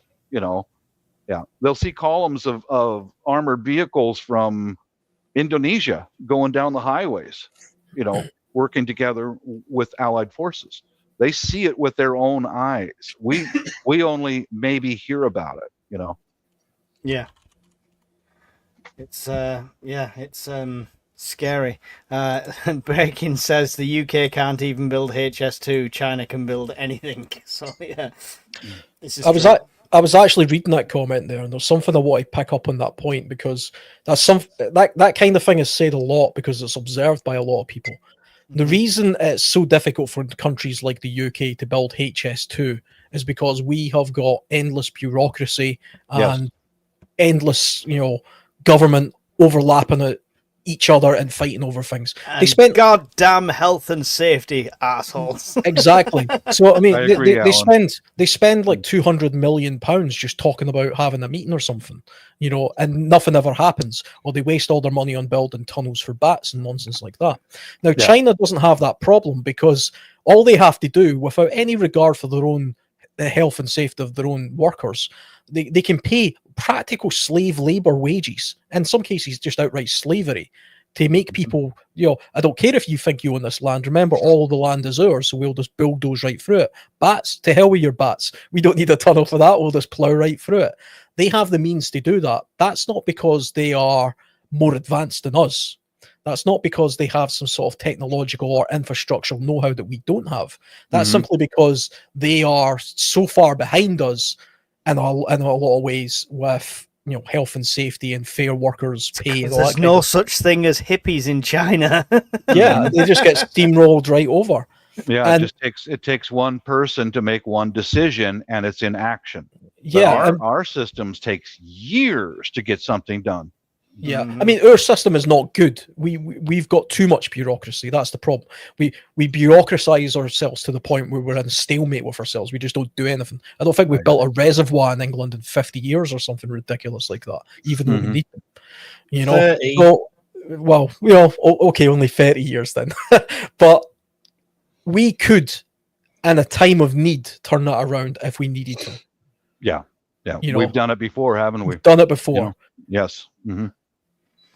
I'm going to pull a few of these comments up because I'm missing loads, just so we can rattle through a few. The Watchman said, if China took Taiwan, they would take Japan as well, as it won't just end in Taiwan. Interesting, because there's kind of like a age-old conflict there. So it's Japan definitely has the technology. Do they have the manpower to combat China? I don't think they do, unfortunately, without lots of help. Cambodian attacks on Thailand was likely China probing Western defences in Southeast Asia, says John Knox. Interesting theory there. CP, so Nate, who we all know, keeps us up to date with Day X every single day. Reckons Russia can't afford to wait because Yank and NATO AI would easily beat Russia. There's probably some truth in that. And I know there's people who love or hate Canadian Prepper, but there's going to be truth. There's going to be nuggets of knowledge. He's got some good advice. You've got to sift through it. Don't dive into your bunker as soon as you see an alert. And he's fully aware that it's clickbait, and he's made a joke of it himself. But yeah, there's probably some truth in that one, I would say. Can we stop saying Yanks, please? I don't like the word Yanks. I don't care. That doesn't bother me. Yeah, for me, I've been saying for the past few years, they're like recently, the Chinese took away the entire Gulf of Tonkin from Vietnam. It's on my playlist. Everything I've been running into, I've added it to a playlist called. And Miss Worm posted Bob's channel in the chat. So thank you for doing that. Yeah. I appreciate it. But I think, and I've been saying for the last few years, their real target is Japan. That's their real target. They have been through historical vendetta and propaganda. I've heard from reliable sources that all across Asia, there's museums blaming, showing the atrocities that Japan did against China, poor innocent China. And they've been doing that all across Southeast Asia. Is this the museums in North Korea that show the atrocities USA did? Right, the same thing. But yeah, they're taking the same photographs and saying that the Japanese did it to the Chinese. They're conditioning their population to hate Japan beyond recognition. Just look into it a little bit.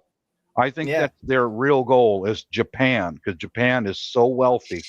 That's one thing like communist states have like a monopoly on, is the propaganda. Oh, boy, don't they? As much as people say, well, yeah, people want to escape North Korea, and South Korea every so often drop a lot of leaflets over, or USB sticks and with the Western media and stuff like that, there is going to be people that can see through it, like we can all see through our own governments and things like that. But the bulk of them think it's the truth, unfortunately, and then they believe every word of it. And why wouldn't you? You trust them, so It's scary.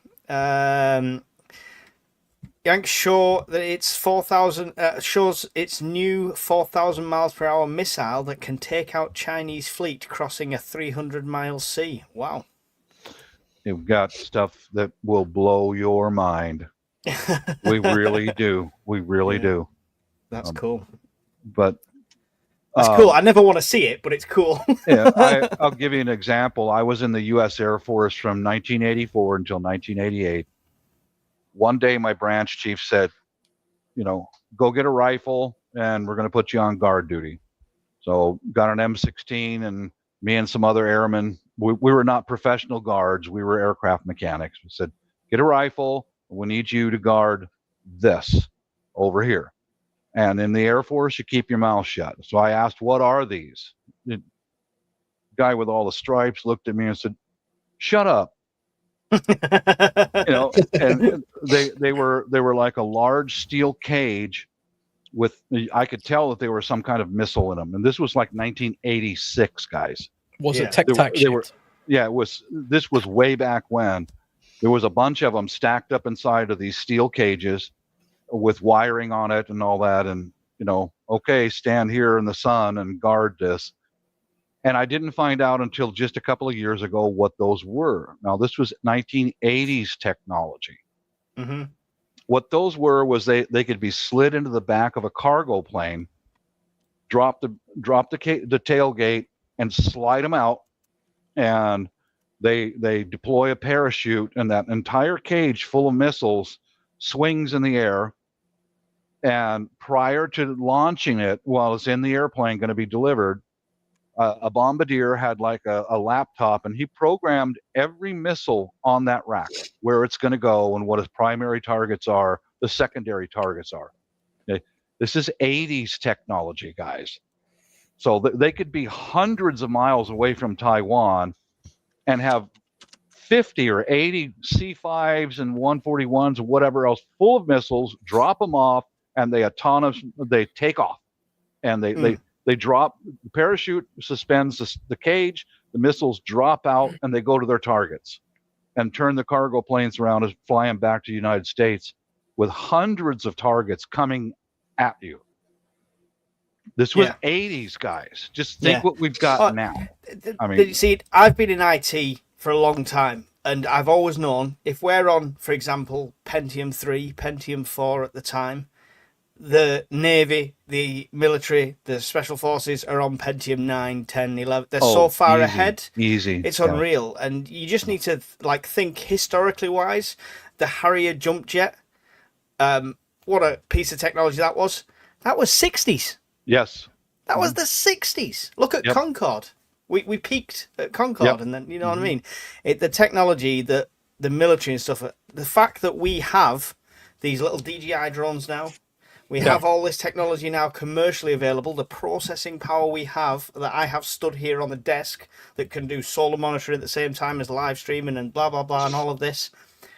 That's a fraction of what they've got now. And that's easy. Scary. That's scary to think, if this is what we have commercially now, what do they actually have? They're not telling us. I'll give you one more story about my Air Force experience. I was a hydraulics technician on primarily F-16 fighters. And the Air Force is very compartmentalized. I worked on hydraulic systems, and you don't venture out much. Do you understand? It's compartmentalized. So I had to change something on the airplane, and I jacked it up, and I'm up in the cockpit, going to swing the gear and the flight controls, whatever. And one of our general purpose electricians came up on the ladder and said, Bob, you want to see something really trippy? I said, okay. A general electrician got his hands into all kinds of things where I didn't. So he starts pushing buttons in the cockpit.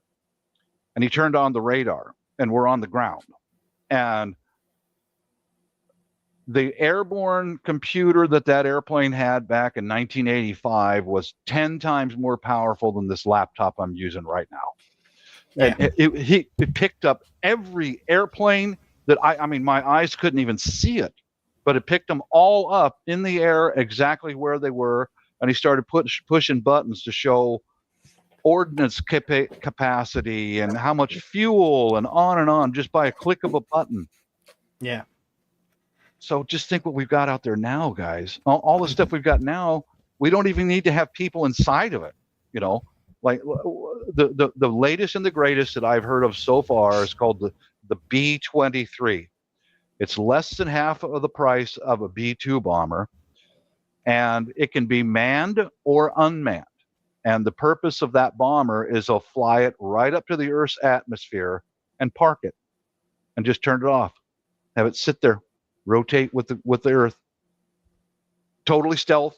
Nobody knows it's there other than the U.S. Air Force and the Space Force. And it'll just sit there, full of payload. If they want to, they can fly it down and put a man inside of it, but it doesn't have to have a man inside of it. Yeah. Yeah. Ampere said my dad was doing a job for the RAF base and was arrested by the US security because he got a little too close to the brand new F-111 and was told that they were useless after being shot down in Vietnam. Wow. So F-111s are retired now. Yeah, they're gone. But it's you just need to look at the technology we have had, and what we might have now is quite scary. See, this comes to like a point I wanted to kind of make is I think the whole World War III conflict now is going to be a game of chicken because of AI, right? So we have AI. What you see on ChatGPT is not the AI we have, right? That is a watered down shell of what AI technology can do. AI processing power is unfathomable to the human mind, technically. Mm-hmm. You then couple that with what we now have with quantum processing. And quantum processing, instead of 1 0 0 1 0 0, it can do it all at the same time. It's 3D. It's hard to explain, but it's faster than anything we've ever had before. You put these two things together, advanced AI and quantum computing, you have something that in the blink of an eye could run every war game scenario ever concepted. Like, how will China attack USA? It'll run through everything in the blink of an eye. Give you percentages, likelihood, stuff like that. Do you then put that in charge of drones and military assets, and you win? You win. Simple, right? We might not win. It might be Skynet, it might be Terminator and all that lot, and I know the theory behind that, but technically you win, because no man sat in an office can ever attack you and be successful over that processing power. What you just mentioned, Mike, is what I understand that the F-22 has it on board already. That airplane can control all kinds of other drones and strategies and all that in the blink of an eye, and it's airborne and it's invisible. So, that's why I say I don't think the Chinese are going to fire anything. I think they'll just do it subversively. Yeah. Current Chinese-made smartphone is 100+ times more computing power than an F-22. There you go. Don't forget the F-35 is using AI. Mm-hmm. Yeah, I mean, the AI and processing power that the military probably already has can do all that stuff that Bob was just saying right now. Yeah. Add the quantum computing in, which is theoretical. It's not just theoretical. They've tested the theory with Microsoft. They did a calculation that should have took about 9,000 years, and it did it in like 9 seconds or something stupid like that. Isn't that that's scary, man? Yeah. You add that to that, and then you're either going to be ultimately powerful, or if it becomes self-aware and realizes humans are a virus, guess what? Give John Connor a call. We're toast. I'm genuinely far more concerned about AI than I am about conventional nuclear war today, and the leaps and bounds AI is making. There is one thing I would say about technology, though, just again to pay a little bit of devil's advocate to this. I think there's this easy notion that the technology that we don't see is so far beyond our comprehension and so far advanced that we believe it is, that we probably give it a little bit too much credit. And there's one really good way of taking a look at this as a demonstration as to what it is I'm saying. Simply look in the past. Okay, so let's take a date. Cuban Missile Crisis, 1962. Okay, it was a very advanced time because it was after the Second World War. Computers were a thing, and the race was on to get the greatest storage capacity and satellite technology, all this kind of stuff. They were looking towards the moon and all this kind of stuff, JFK, all that kind of stuff. Okay, IBM at the time, they had their most powerful storage device, which was top secret in 1962.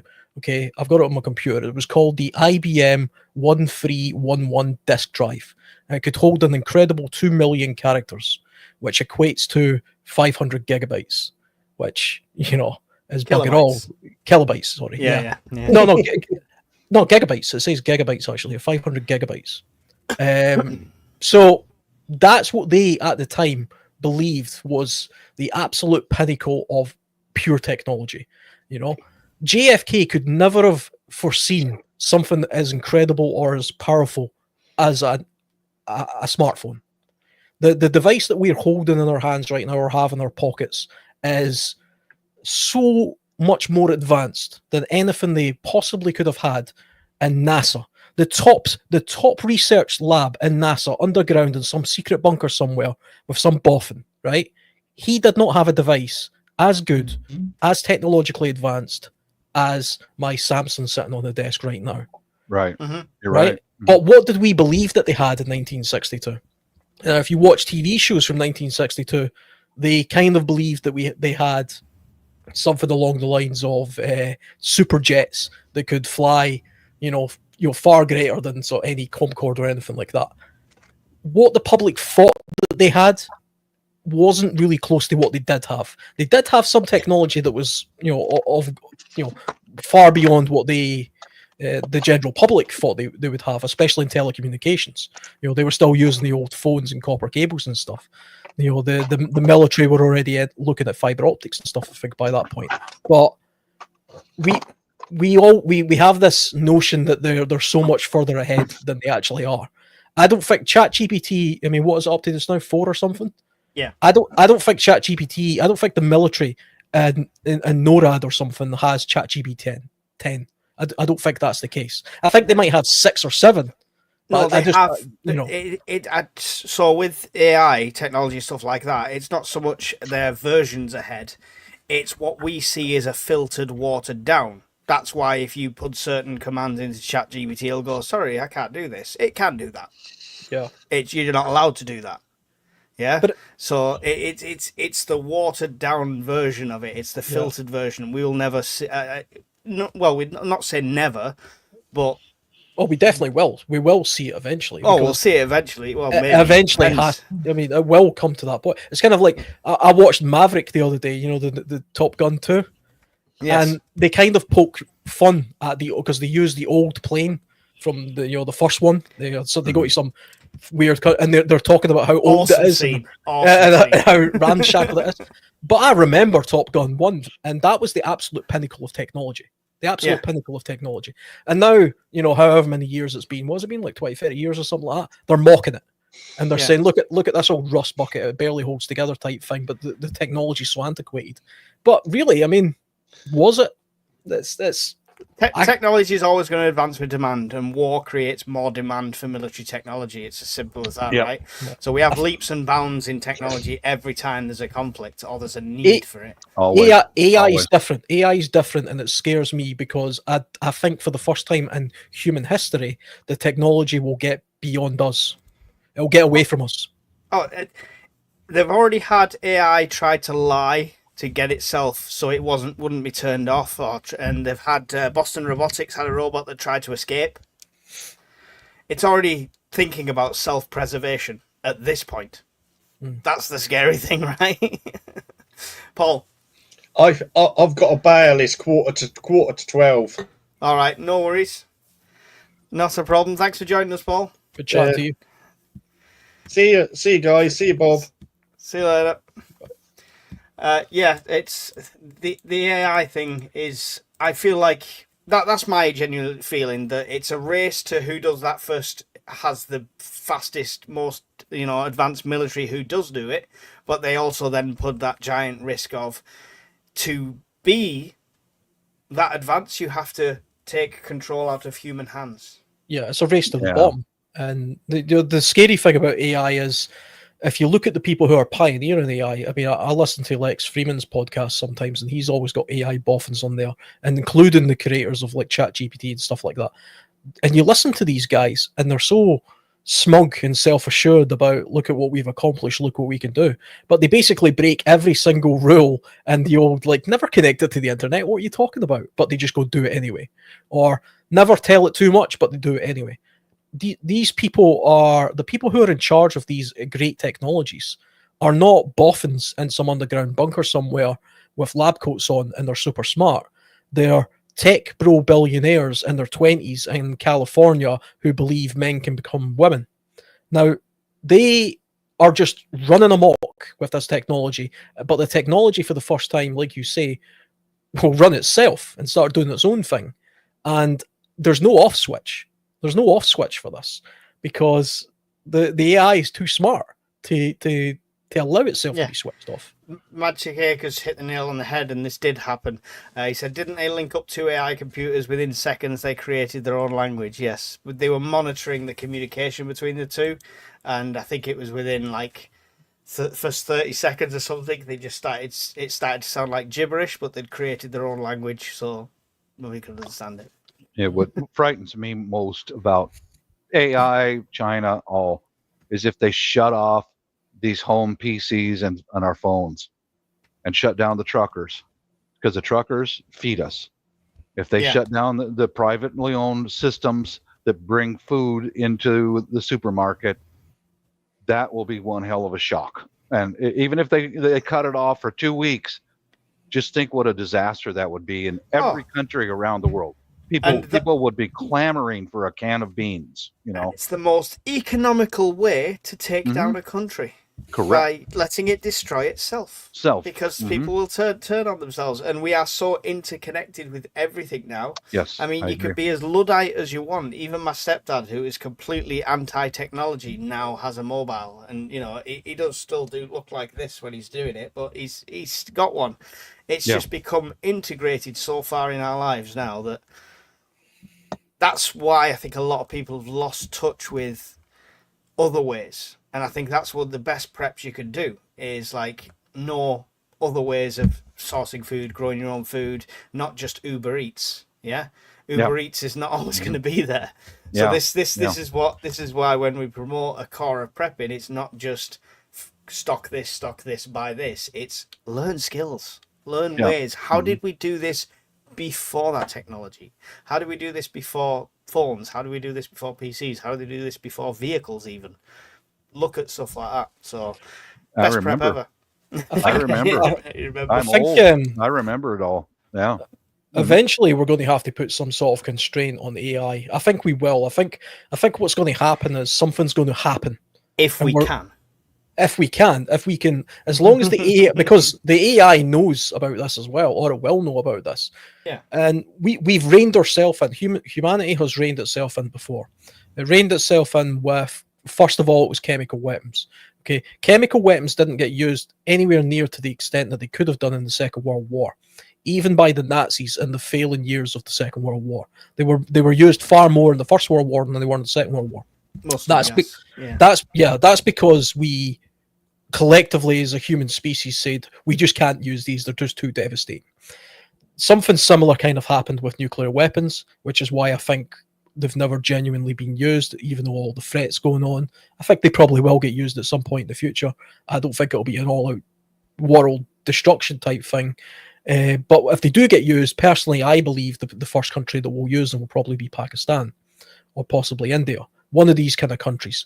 If a country like Iran gets it, they would 100% use it. I think something's going to happen with the AI that reins us in with that as well. The technology for cloning and genetic modification has been around for years, and we said no, let's rein this in a little bit, and there's tight regulations on that. Remember the Dolly the sheep headlines? Yeah. I mean, there's been breaches of it. I mean, there was a Chinese scientist who did clone a human, I can't remember the whole story behind that, but humans have been cloned in China, and the guy actually boasted about it. I remember the scientist in China boasting about his great achievement, and I think he did actually get convicted and jailed by the Chinese. So that at least goes to show you that even the Chinese understand the dangers behind that kind of stuff. There's limits, right? There's limits Yeah. to it, because everybody in the world mostly kind of just wants the same thing. You know, they want good lives. They want good lives for their children. They want to live in an environment they can breathe in. They want food. They want happiness. All this kind of stuff. Nobody really wants AI running amok. So at the moment, we're in an arms race with AI, and that's incredibly concerning, because for absolutely for sure, the Chinese, the Russians, the Americans, and the Europeans are all saying we better develop it at 100 miles an hour, full speed ahead, because if we don't, somebody else will. That's what happened with nuclear weapons, until eventually we got a handle on it and we started having to police it. We're going to have to police AI. If the Chinese clone people, how would we know, Cecily? Terrible. They would say the same thing to us. I'm going to bounce. Thanks for having me up, Mike. No, appreciate you, Bob. Thanks for coming in. It's good to get the perspective from over the pond, as always. Yeah. Good speaking to you, Bob. Yeah. You too, Alan. Take care. I'm going to bounce out of here and find something to eat. Cheers. sounds like a plan. See you later. Good night, guys. The untold problem with AI, which we're already going to face now, which is not anything to do with Terminator rising up, Skynet, anything like that, is the cost of processing power. So if anyone uses Google still, if you do a search on Google now, you get an AI result at the top. Yeah? You've not asked AI, you're just doing a normal Google search, you get an AI result at the top. The processing power needed for that result is 10 times the amount. It's not like a massive power amount, but it's still 10x the amount of a normal search. The processing power required for AI and the actual electricity and power needed for that is 10x what you would do normally. So we're already got a massive demand on our grid.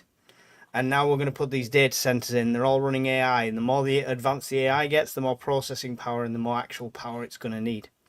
So we're already going to feel the suffering from it. And it doesn't even have to be endoskeletons and T1000s and stuff. So I think the first big signs we'll see of AI directly affecting us will be things like, you've heard of like the dead internet theory and things like that, and where there's just so much AI nonsense online, you can't distinguish what's real and what isn't real. I mean, I see it on YouTube. I mean, how many times have you looked at like an outdoor video on YouTube and it's some AI generated rubbish of like some fake tent somewhere? I'm sick. Do you know what it does? Do you know what it does as well?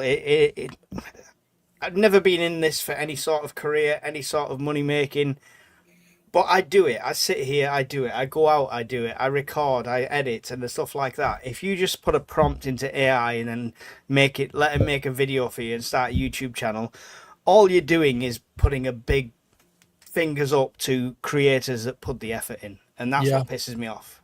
But the figure really pisses me off. I can't be the only person though who, when I'm skipping through YouTube and I detect that one of the videos I'm watching is AI, the second I hear an AI voice or I detect AI content, I skip it.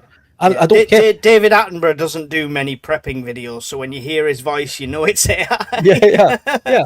But I mean, it's kind of like people believing that, you know, the invention of the electric guitar would, you know, devastate, you know, the acoustic guitar or something. People want realism. People want to genuinely see like people like us chatting.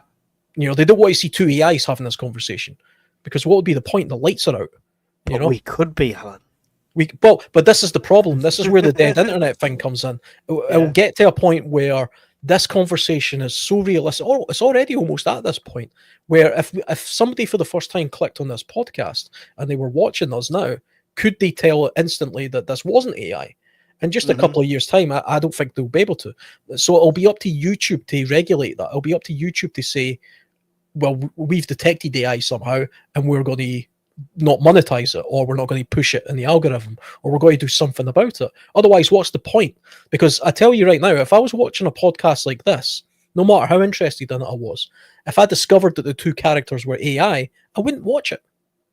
I just Yeah. wouldn't, because the lights are not on in the AI as far as I'm concerned. There's nothing there. So even if everything they're saying is true, I'm still not interested in hearing it. I use, ChatGPT and stuff for quick sort of snippets of information. Yeah. So it's a technology that's there and is good. It's certainly useful.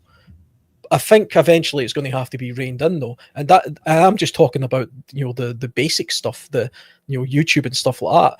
Once we start seeing it literally everywhere, I mean, I don't know about you, but I don't use Facebook anymore just because it's just full of adverts and AI. It's just nonsense. There's just no point to it. Yeah. No.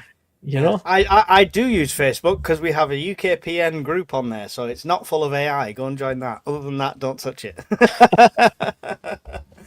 No, yeah, you're right though, and at first, it's like I say, to a lot of people, it's easy to detect, but it's getting to the point. I mean, at one point, if you watch, it's your perspective of what's available to you. I think humans have a very keen eye for this kind of thing.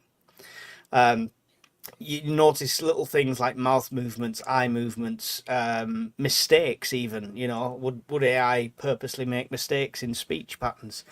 But I think humans are good to develop it. But if you think back to early cinema, not early, but early, like turn of the century cinema, for the 21st century, so 2000s onwards, and you think back and remember a film, you think, oh, the graphics in The Matrix were amazing. They were unreal. It was perfect. It was like you couldn't even tell. Watch it now. Watch that exact same film now on DVD quality or whatever you had it on before, and you'll notice the green screens. You'll notice the AI simulated characters. You'll notice everything, because the more it develops and the more we see it, the more our brain is fighting it, I think. Yeah. You romanticize things in your head, and things that are realistic now. They did a film quite a while ago now called, it was a Beowulf film, and it looked like a live action film, and it had like an AI version. It wasn't AI, it was like CGI, but it had like a CGI Angelina Jolie in it, I think, and stuff like that. But it looked perfect. I rewatched it 5 years later. You could tell instantly. I could see that that's animated. Yeah, I mean, it's funny. I was in a friend's house yesterday. We were watching some AI content, and one of them, I don't know if you've seen this, but if you put in The Matrix, but in the 1950s Matrix into YouTube, it's an AI creation of scenes from The Matrix, but in the 1950s. It's a whole channel dedicated to it. It's like all different films. You can tell by watching that it's AI. You can see the AI mistakes, but it's incredible. And if that was made into a movie 15 years ago, it would have been the greatest thing you've ever seen. It's that good. And this is just prompts. This is just somebody saying, make me a 1950s version of The Matrix, please. Have you seen the interviews that they're doing with like old people around Britain?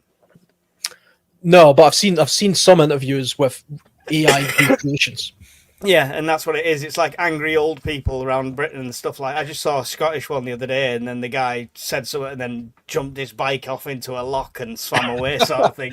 And you could tell they're AI, but that some geek has done, just sat in his basement or just used a prompt on an online tool, is better effects than the Matrix. Reloaded, I mean, have you seen the baby ones? The ones where it's Joe Rogan and Theo Vaughn, but as babies. Yeah. I can't lie, I love them. Yeah, they're fantastic.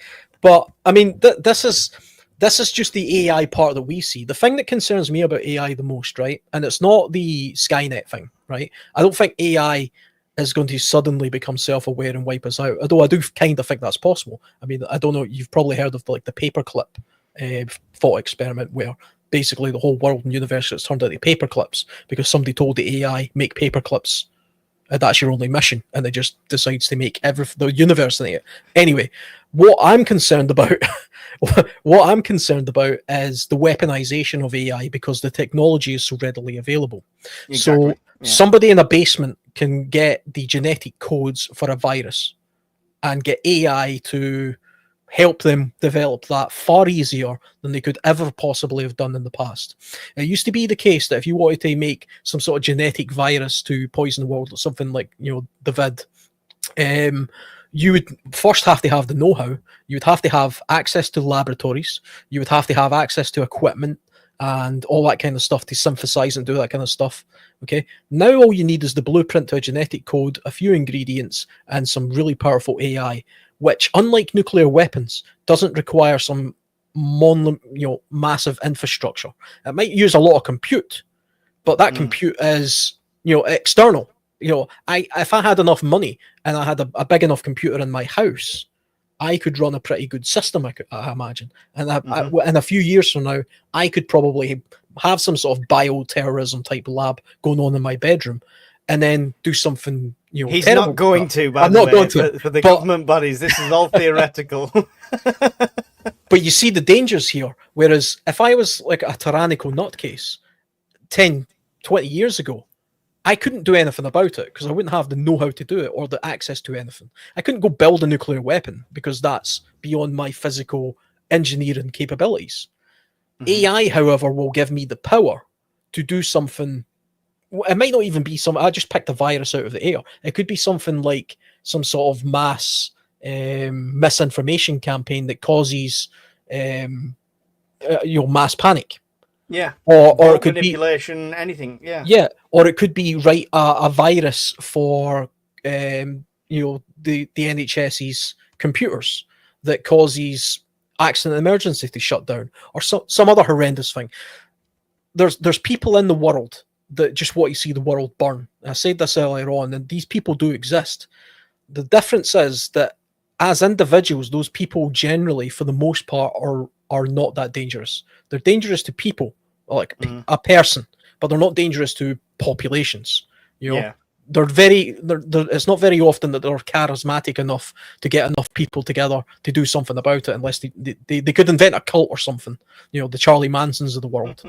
But can you imagine Charlie Manson nowadays with a fantastic computer, a little bit of know-how, and the drive and the will to, I don't know, create some sort of misinformation? The anarchist, like you're saying, yeah. The anarchist. That's what concerns me. That's my fear. Scary. It is scary. Yeah. But I'm going to do an AI preppers fireside scenario at some point soon as well, so that should be interesting. But it could. The sad thing is, it could be a really good thing. Yeah. So how we got the stick for the that we all went through, and for the people that did get it, I didn't. Sorry. How we developed that was through hijacking mass processing power. So I worked for an IT company at the time. At 5, 6 o'clock in the evening, usually our systems would be shut down. They were left on overnight, and the NHS, or a body working on behalf of the NHS, accessed our machines purely for their processing power, and that was to run simulations. And that's what it's all about, is about genes running simulations to see what sequence would work as a vaccine. With AI and quantum computing, that would have been done overnight. Instantly overnight. And so the implications for medical, for curing cancers and getting us to live longer and stuff like that, are awesome. And that's why I think it's going to be a long time before we do curtail it. But yeah, the good always comes with the bad. That's the problem, right? Yeah, I mean, but this is the thing. I mean, I remember Bill Clinton years ago when they mapped the human genome, saying that was going to be the cure-all for cancers and Alzheimer's and all these kind of things, because they got to that point where they mapped the whole of the human genome. Yeah. And since then, I mean, those things still exist. I mean, very little happened with that.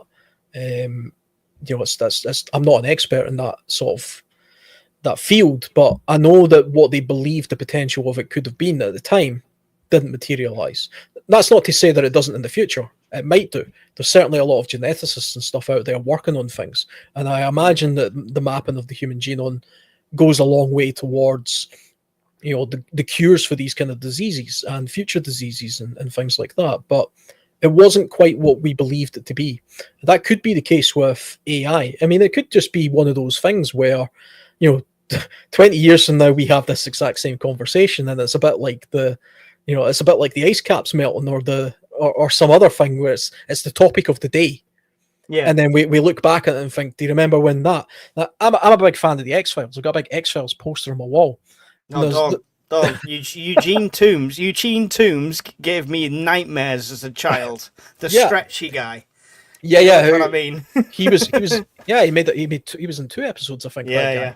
But do you remember the episode where they're talking about the ghost in the machine?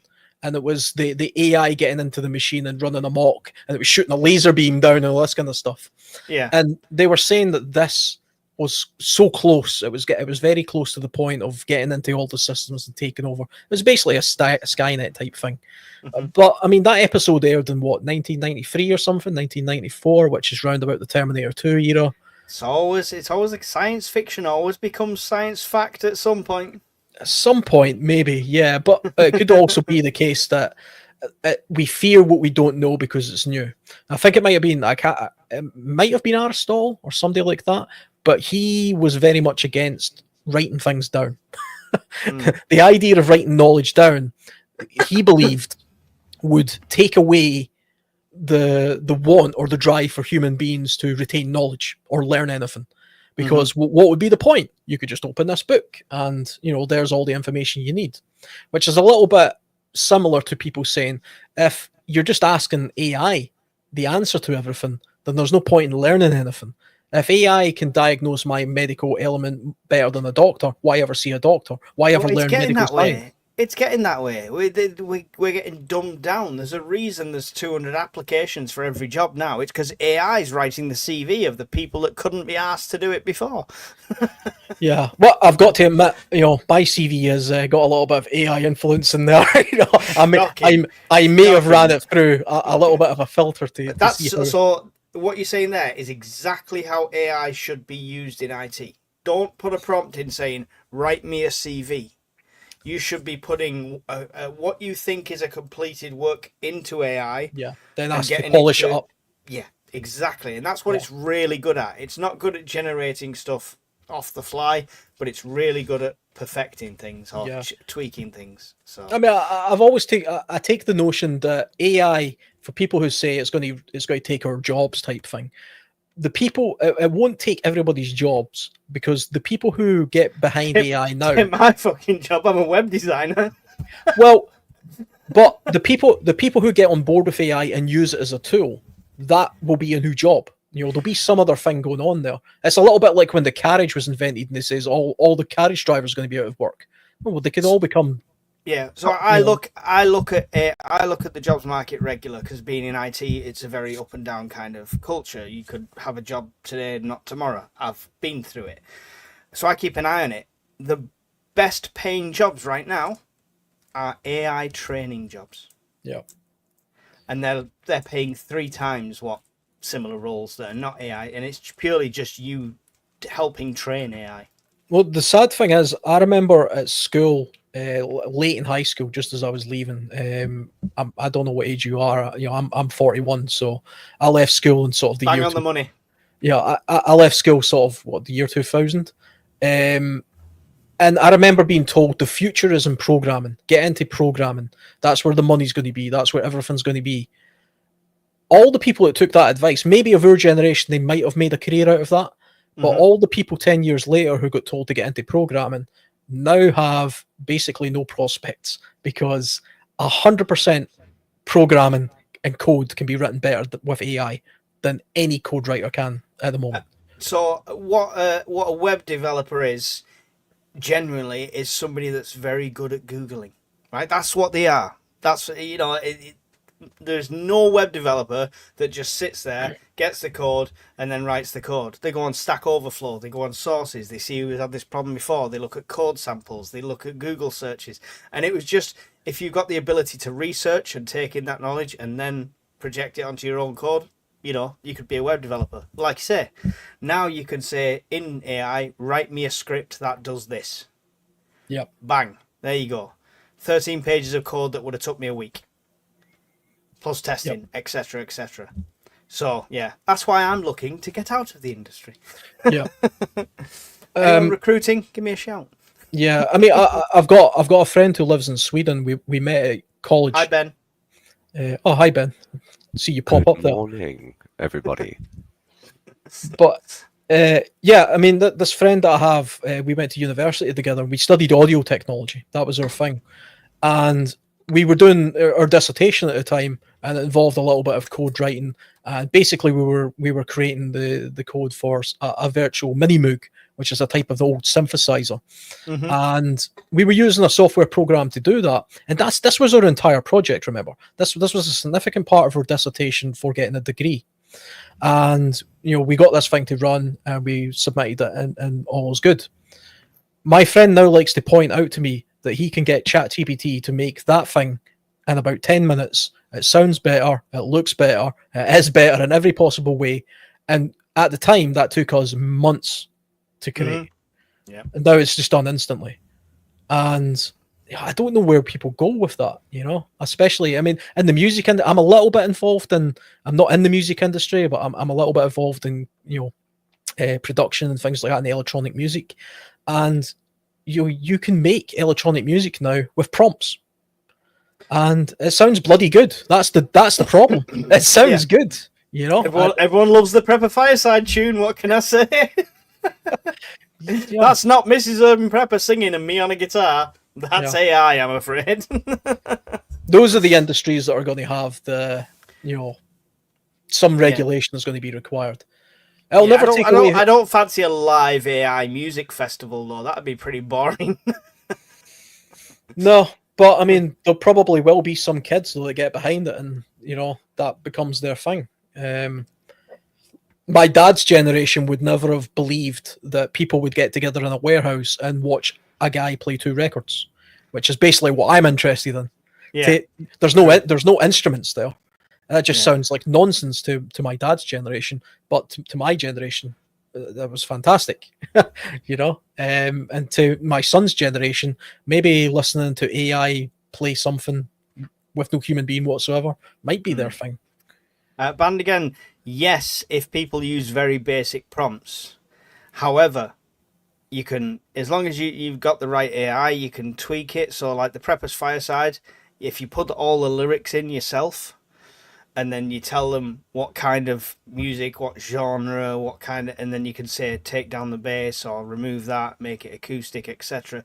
You could fine tune it. There's still like a thing to do that. So they don't all sound the same. You'll be surprised that how some songs you would think it was somebody live.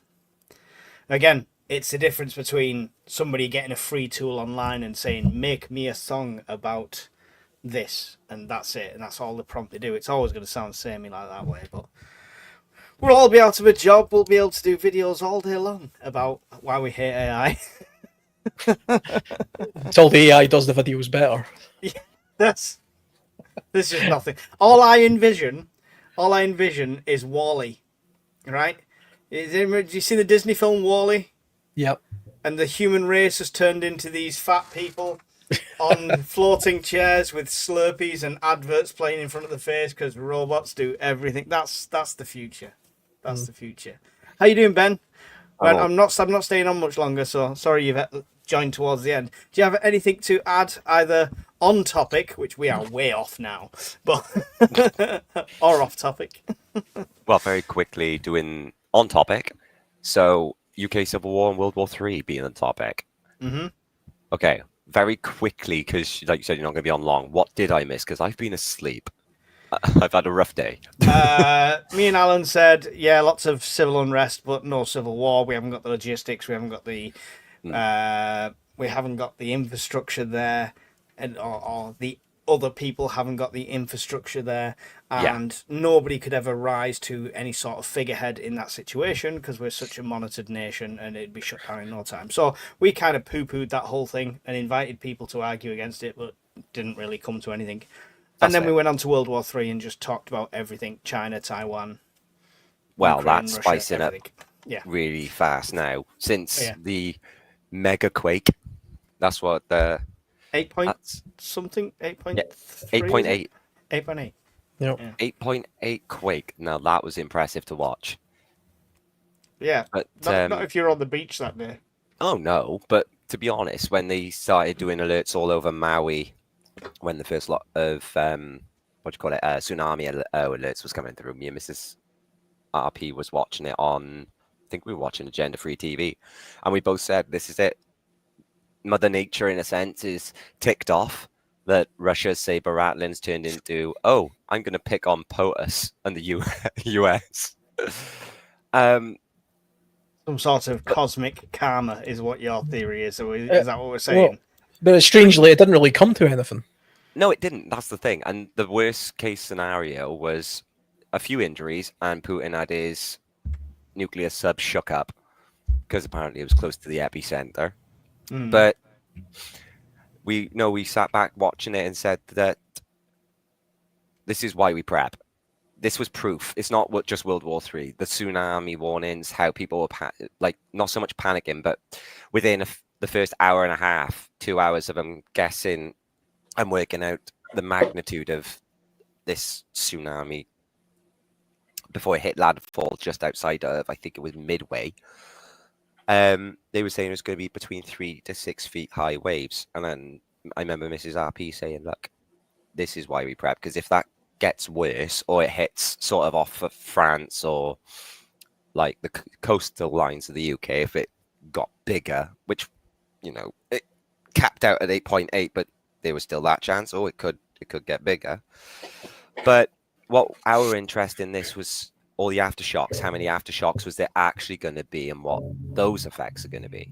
And I think I read somewhere earlier on when I woke, just before I went to bed, that there was like 100 and something aftershocks or something. Yeah. And I said to Mrs. RP, I said, at the end of the day, that is the worst we've had since, at least to my knowledge, the 1980s, I think. I'm not too sure on like quakes. I don't really follow them. I mean, this is the thing. We're talking about World War III and Civil War and civil unrest and things like that. It's easy to prep for. Not easy as such, but we can think about it. We can predict it. We can see telltale signs, warning signs. However, Mother Nature's a bitch, right? I mean, there's super volcanoes under the oceans. There's the one, the national park in America and stuff like that, and they could just decide, had enough, pop. Did you not see? Have you not seen all the conspiracy theories about all the animals leaving Yellowstone? I saw something about that. Have you not seen that? The Yellowstone National Park's website actually have to put, if you go onto their website now, it says on the front page, animals are not leaving Yellowstone. Because there's this mass conspiracy theory that all the birds are leaving, and I think Bob actually put out a video who was on earlier about he visited Yellowstone recently with his wife, and he's like, the animals are not leaving. Don't worry about it. It's all is good. But yeah, it goes to show you. I mean, tsunamis aren't really a thing in the UK, but I just had a quick look. There have been 2 tsunamis in UK history, apparently. We're an island nation. We should prepare for this anyway, right? I mean, there was a massive one in Scotland, at the east coast of Scotland, 21 meters high. The waves, 70-foot waves hit the east coast of Scotland in 6100 BC. So it's possible. That was a long time ago. The other time it happened apparently was 1755, where there was 10-foot high tsunami waves, which hit the coast of Cornwall. Yeah. So it's not entirely unfathomable something like that could happen. That is true. I mean, look at Manchester. They've had spikes in the last couple of years over tornadoes. Yeah, it's a roll of the dice. It's a roll of the dice, generally. I know you can predict some of it based on where the tectonic plates are and stuff like that. But at the end of the day, if the sun wants to see its ass and throw a giant flare at us, it can. If Mother Nature decides it's had enough, Iceland turns into a Roman candle. It's just these things could happen, and that's the most difficult thing to prep for, because it's probably the most extreme as well. Yeah. Like, don't get me wrong, if you're in the middle of a war zone, that's pretty extreme. But when we talk about prepping for World War III, we're talking about the knock-on effects, logistics, and food supply, and stuff like that. Stuff you can easily prepare for, if you think about it. That is true, and not only that, like, you know, with what's going on with China preparing to invade Taiwan since the quake, it's I don't know if it's me. Maybe call me a conspiracy theorist on this. Maybe Okay. I don't know. You're a conspiracy theorist. Oh, hang on, let me get my tinfoil hat. Call But me no, an ambulance. You're an ambulance. Well, it's like I heard as I joined. Alan, you mentioned about Medvedev, I think it was. Oh, Medvedev. Oh, Medvedev, sorry. Yeah. Yep. Right. Look at the saber rattling now increasing since the quake. Look at the threats towards the US.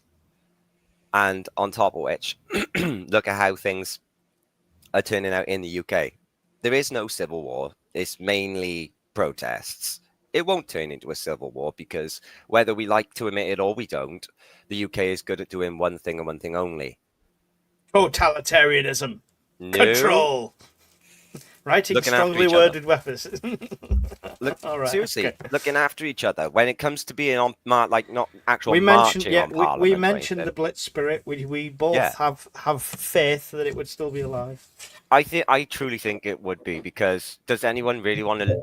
This will sound like doomsday and very morbid, but when you really question it, do you want to be one of those numbers that want to stand there and be blamed for not doing a damn thing? Like, in a sense of, you see a fight break out during protests, so you're going to stand there and just watch and laugh, or you're actually going to be like, all right, back it up now.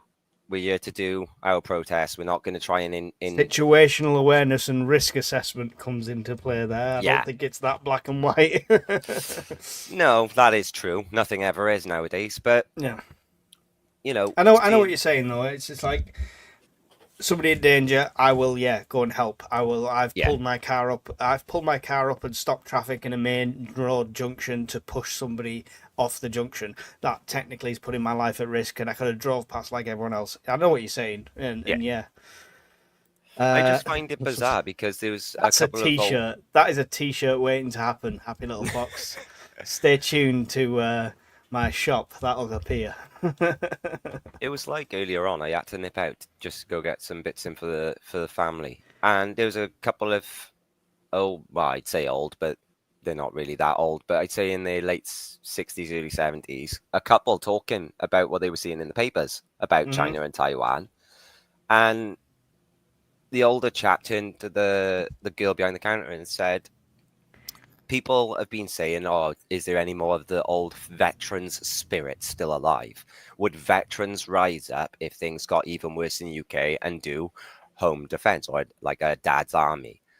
And I piped up on my way out and I said, if you want someone's honest opinion, I don't think we would have any kind of dad's army at home. I said, if you want the honest truth from my personal opinion, if everything went south, it would be a case of everyone's in their houses looking We've at, been told to stay in Yeah. your house. yeah, stay in your house, keeping tuned on the radios, watching it transpire. There's not going to be any form of protection really, except for what the government say they will implement or what they have put into place. It was like what I posted in the Discord either last night or the night before. In June, they posted up on the Gov website all about ionizing radiation. Yeah, and they just re-released that banned thing on BBC the other day, which was I watched that. That was hard hitting. It was. I think currently the government has their head buried in the sand because it's much easier, and you don't want to cause a panic, right? It's as simple as that. I genuinely think if it was a wartime situation, like the podcast that I did the reactions to, the Sky one, I genuinely think things like a dad's army, a civil defence, I think they would have an abundance of volunteers when it comes to veterans. Because most veterans you speak to, who I've got very close friends who are veterans and that, would not go abroad and fight for the country anymore. But if it's on home turf, if it's on home soil, if it's defending this nation, it's defending this country, they'd volunteer tomorrow. Oh, I I think agree we with would you have it. there. If Yeah. if it was down to volunteering, oh yeah, we'd have loads of people. But I mean, actively, people just rising up out of their own homes themselves and saying, you know, F this, I'm actually going to go out there and patrol the streets myself, you know, off your own back. I don't think we'd have that. I think it would We've already got it. Really? We've already got it. I can't remember what they were called. They're all over social media at the moment. If anybody knows who I'm on about, please pop it up. So it's all I'm trying to there you figure go. out who it was. That's what happens when you're at the loop there, people. To be fair, once I've had a coffee, I can have a catch up on the day. Alan, while Mike's looking, what's your thoughts about China? Shield. Taiwan? Thank you, CJ. Shield. That's it. China and Taiwan. Yeah. When do you think the invasion's going to happen? Well, without going over the first half of this conversation, generally my thoughts are that it's not going to happen in 2027 like has been reported. I think it's more likely that China will play the waiting game and eventually acquire Taiwan simply because the only people currently at the moment preventing it from happening, namely the USA, have vested interests in Taiwan with semiconductors and chip manufacture, that kind of stuff. Once they remove that infrastructure from Taiwan and offshore everything back into the US, I don't think the Americans will be as quick to defend Taiwan as they currently are. And then China will make their move. So this is, I don't know loads about this. Do your own research. I'm not an advocate or anything like that. I saw some social medias. I like the idea what the guy has if it's done properly.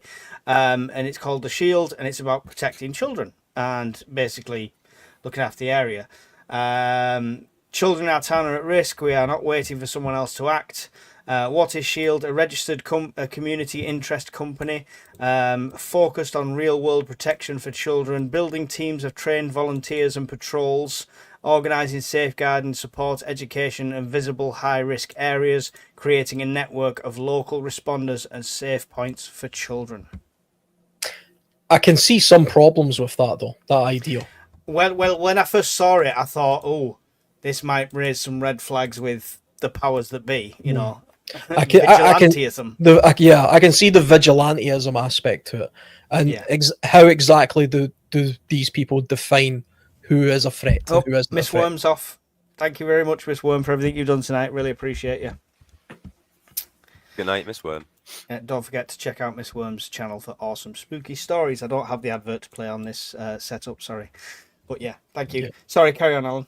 Yeah, the problem with these kind of groups is if you are getting to a point where they then become the police, as it were, and their mission statement is let's protect children. Well, from who?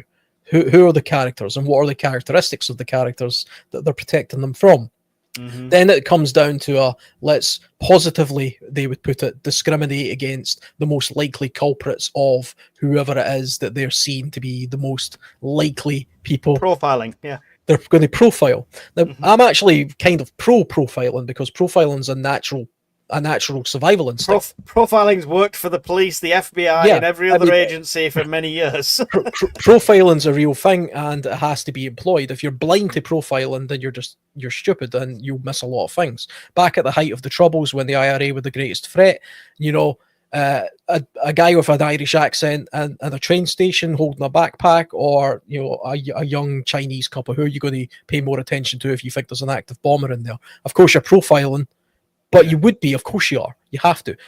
But my point being, you have these groups of vigilantes profiling and doing their own thing. And where does it end? Because eventually, without regulation, you have a military then of people.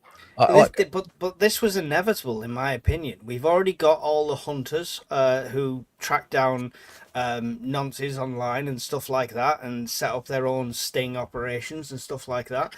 And with the riots that we had in Southport, it was a matter of time. I've seen this happen 20, 30 years ago in a small area outside of where I used to live, and it was basically local yobs were causing havoc, and at the end of the day, it took a group of blokes from the pub to say, right, we've had enough of this, and they started patrolling the streets, and they were carrying, they were on the way to different sporting events all at the same time, so they were carrying the different sporting good things like golf clubs and baseball bats, because they were going playing sports, of course. But when do you start getting people like that walking around the streets because the police aren't doing anything? Yeah, I mean, this is the problem with this is a failure of institutions, and I've always taken the view that yes, there's a failure of institutions. I don't trust the institutions, but the remedy for the failure of institutions isn't to tear them down; it's to fix the institutions, because we do need institutions. The institutions are broken. I heard a terrible statistic today in the news that half of all crime in Scotland goes unsolved. Half of all crime. I mean, that's all crimes, not just petty theft, rapes, murders, all this kind of, only half of it is actually ever, probably even investigated. It's practically legal to shoplift in Scotland now, because the police will not bother to come to security guards can't touch you, the police can't do anything. Turn up. There's countless videos of people just walking into Lidl, picking up a pile of steaks, and then just walking out the door and saying goodbye on their way out. And the Lidl don't even call the police. There's no point. That's not a society. That's not an institution that's working. That's what needs to change. We need to do something about that. I don't know why. I don't know why the government in Western countries like America and the UK and some European countries have allowed it to get to the point where we literally have foreign invaders, though, coming into our countries and running rickshaw over all of our core beliefs above anything else. I mean, and we just don't seem to be doing anything about that. And any inclination of somebody doing something about it is silenced. Oh yeah, because it's suddenly extremism in the other sense of the word. You're called some sort of Istaphobe or far right or some other, given some other name. And even on here, we've got to be careful how we talk about it, because we'll be silenced. It's as simple as that. It's scary, and it really is. And all I could say about it officially is we are currently living in the times where in the future we'll be going, oh, we should have seen it coming because of this. Oh, we should have seen it coming because of that. And that's the times we're in now. Yeah. In 10 years' time, when it's too late, we'll say, oh, do you remember when we were doing that in 2025 and we were on that podcast and we should have seen it coming? We do. Just the powers that be don't. Foreshadowing, everybody. Exactly. Magic Acres, 100%. Right. I got work in the morning, gentlemen. It's been a pleasure to have you on here, as always. Alan, do you want to quickly tell, we've got 75 people in there, just quickly tell them about your channel before you go? So my channel, World Survivalist, it's an outdoor-based survivalist type channel. It's mostly camping, gear reviews. I travel about a little bit. I'm starting to increase the content a little bit on there. There's a video dropping tomorrow, and in the near future, I'm going to put a little bit more prepper related stuff on there as well. So, and more chats like this, hopefully, as well. We've turned him into a prepper. He won't admit it, but we've turned him into a prepper. I'm not a prepper. I refuse the title. It's in denial. Ben, tell us about your channel quickly. Yeah, very quick. Renegade Preppers UK. We'll be doing, like I said on the last one, as I haven't had a chance yet, we will be uploading content shortly on our bug out bags, as well as a few reviews over tinder boxes, as well as gaming videos on our gaming channel. Excellent. Quality. And you all already know about my channel. Thank you very much for the support I'm getting. The best way to support me, if you can, is through the Patreon link below, where there's also videos that I can't upload on YouTube. So a bit more content on there for you as well. Thanks very much to my guests tonight, and I will see all the people in the chat at another time. Really appreciate you, and the mods, Evil Girl 87, holding out to the end, and the work Miss Worm did. Thanks very much, guys. See you later. It does. Cheers, Mike. Cheers, Ben.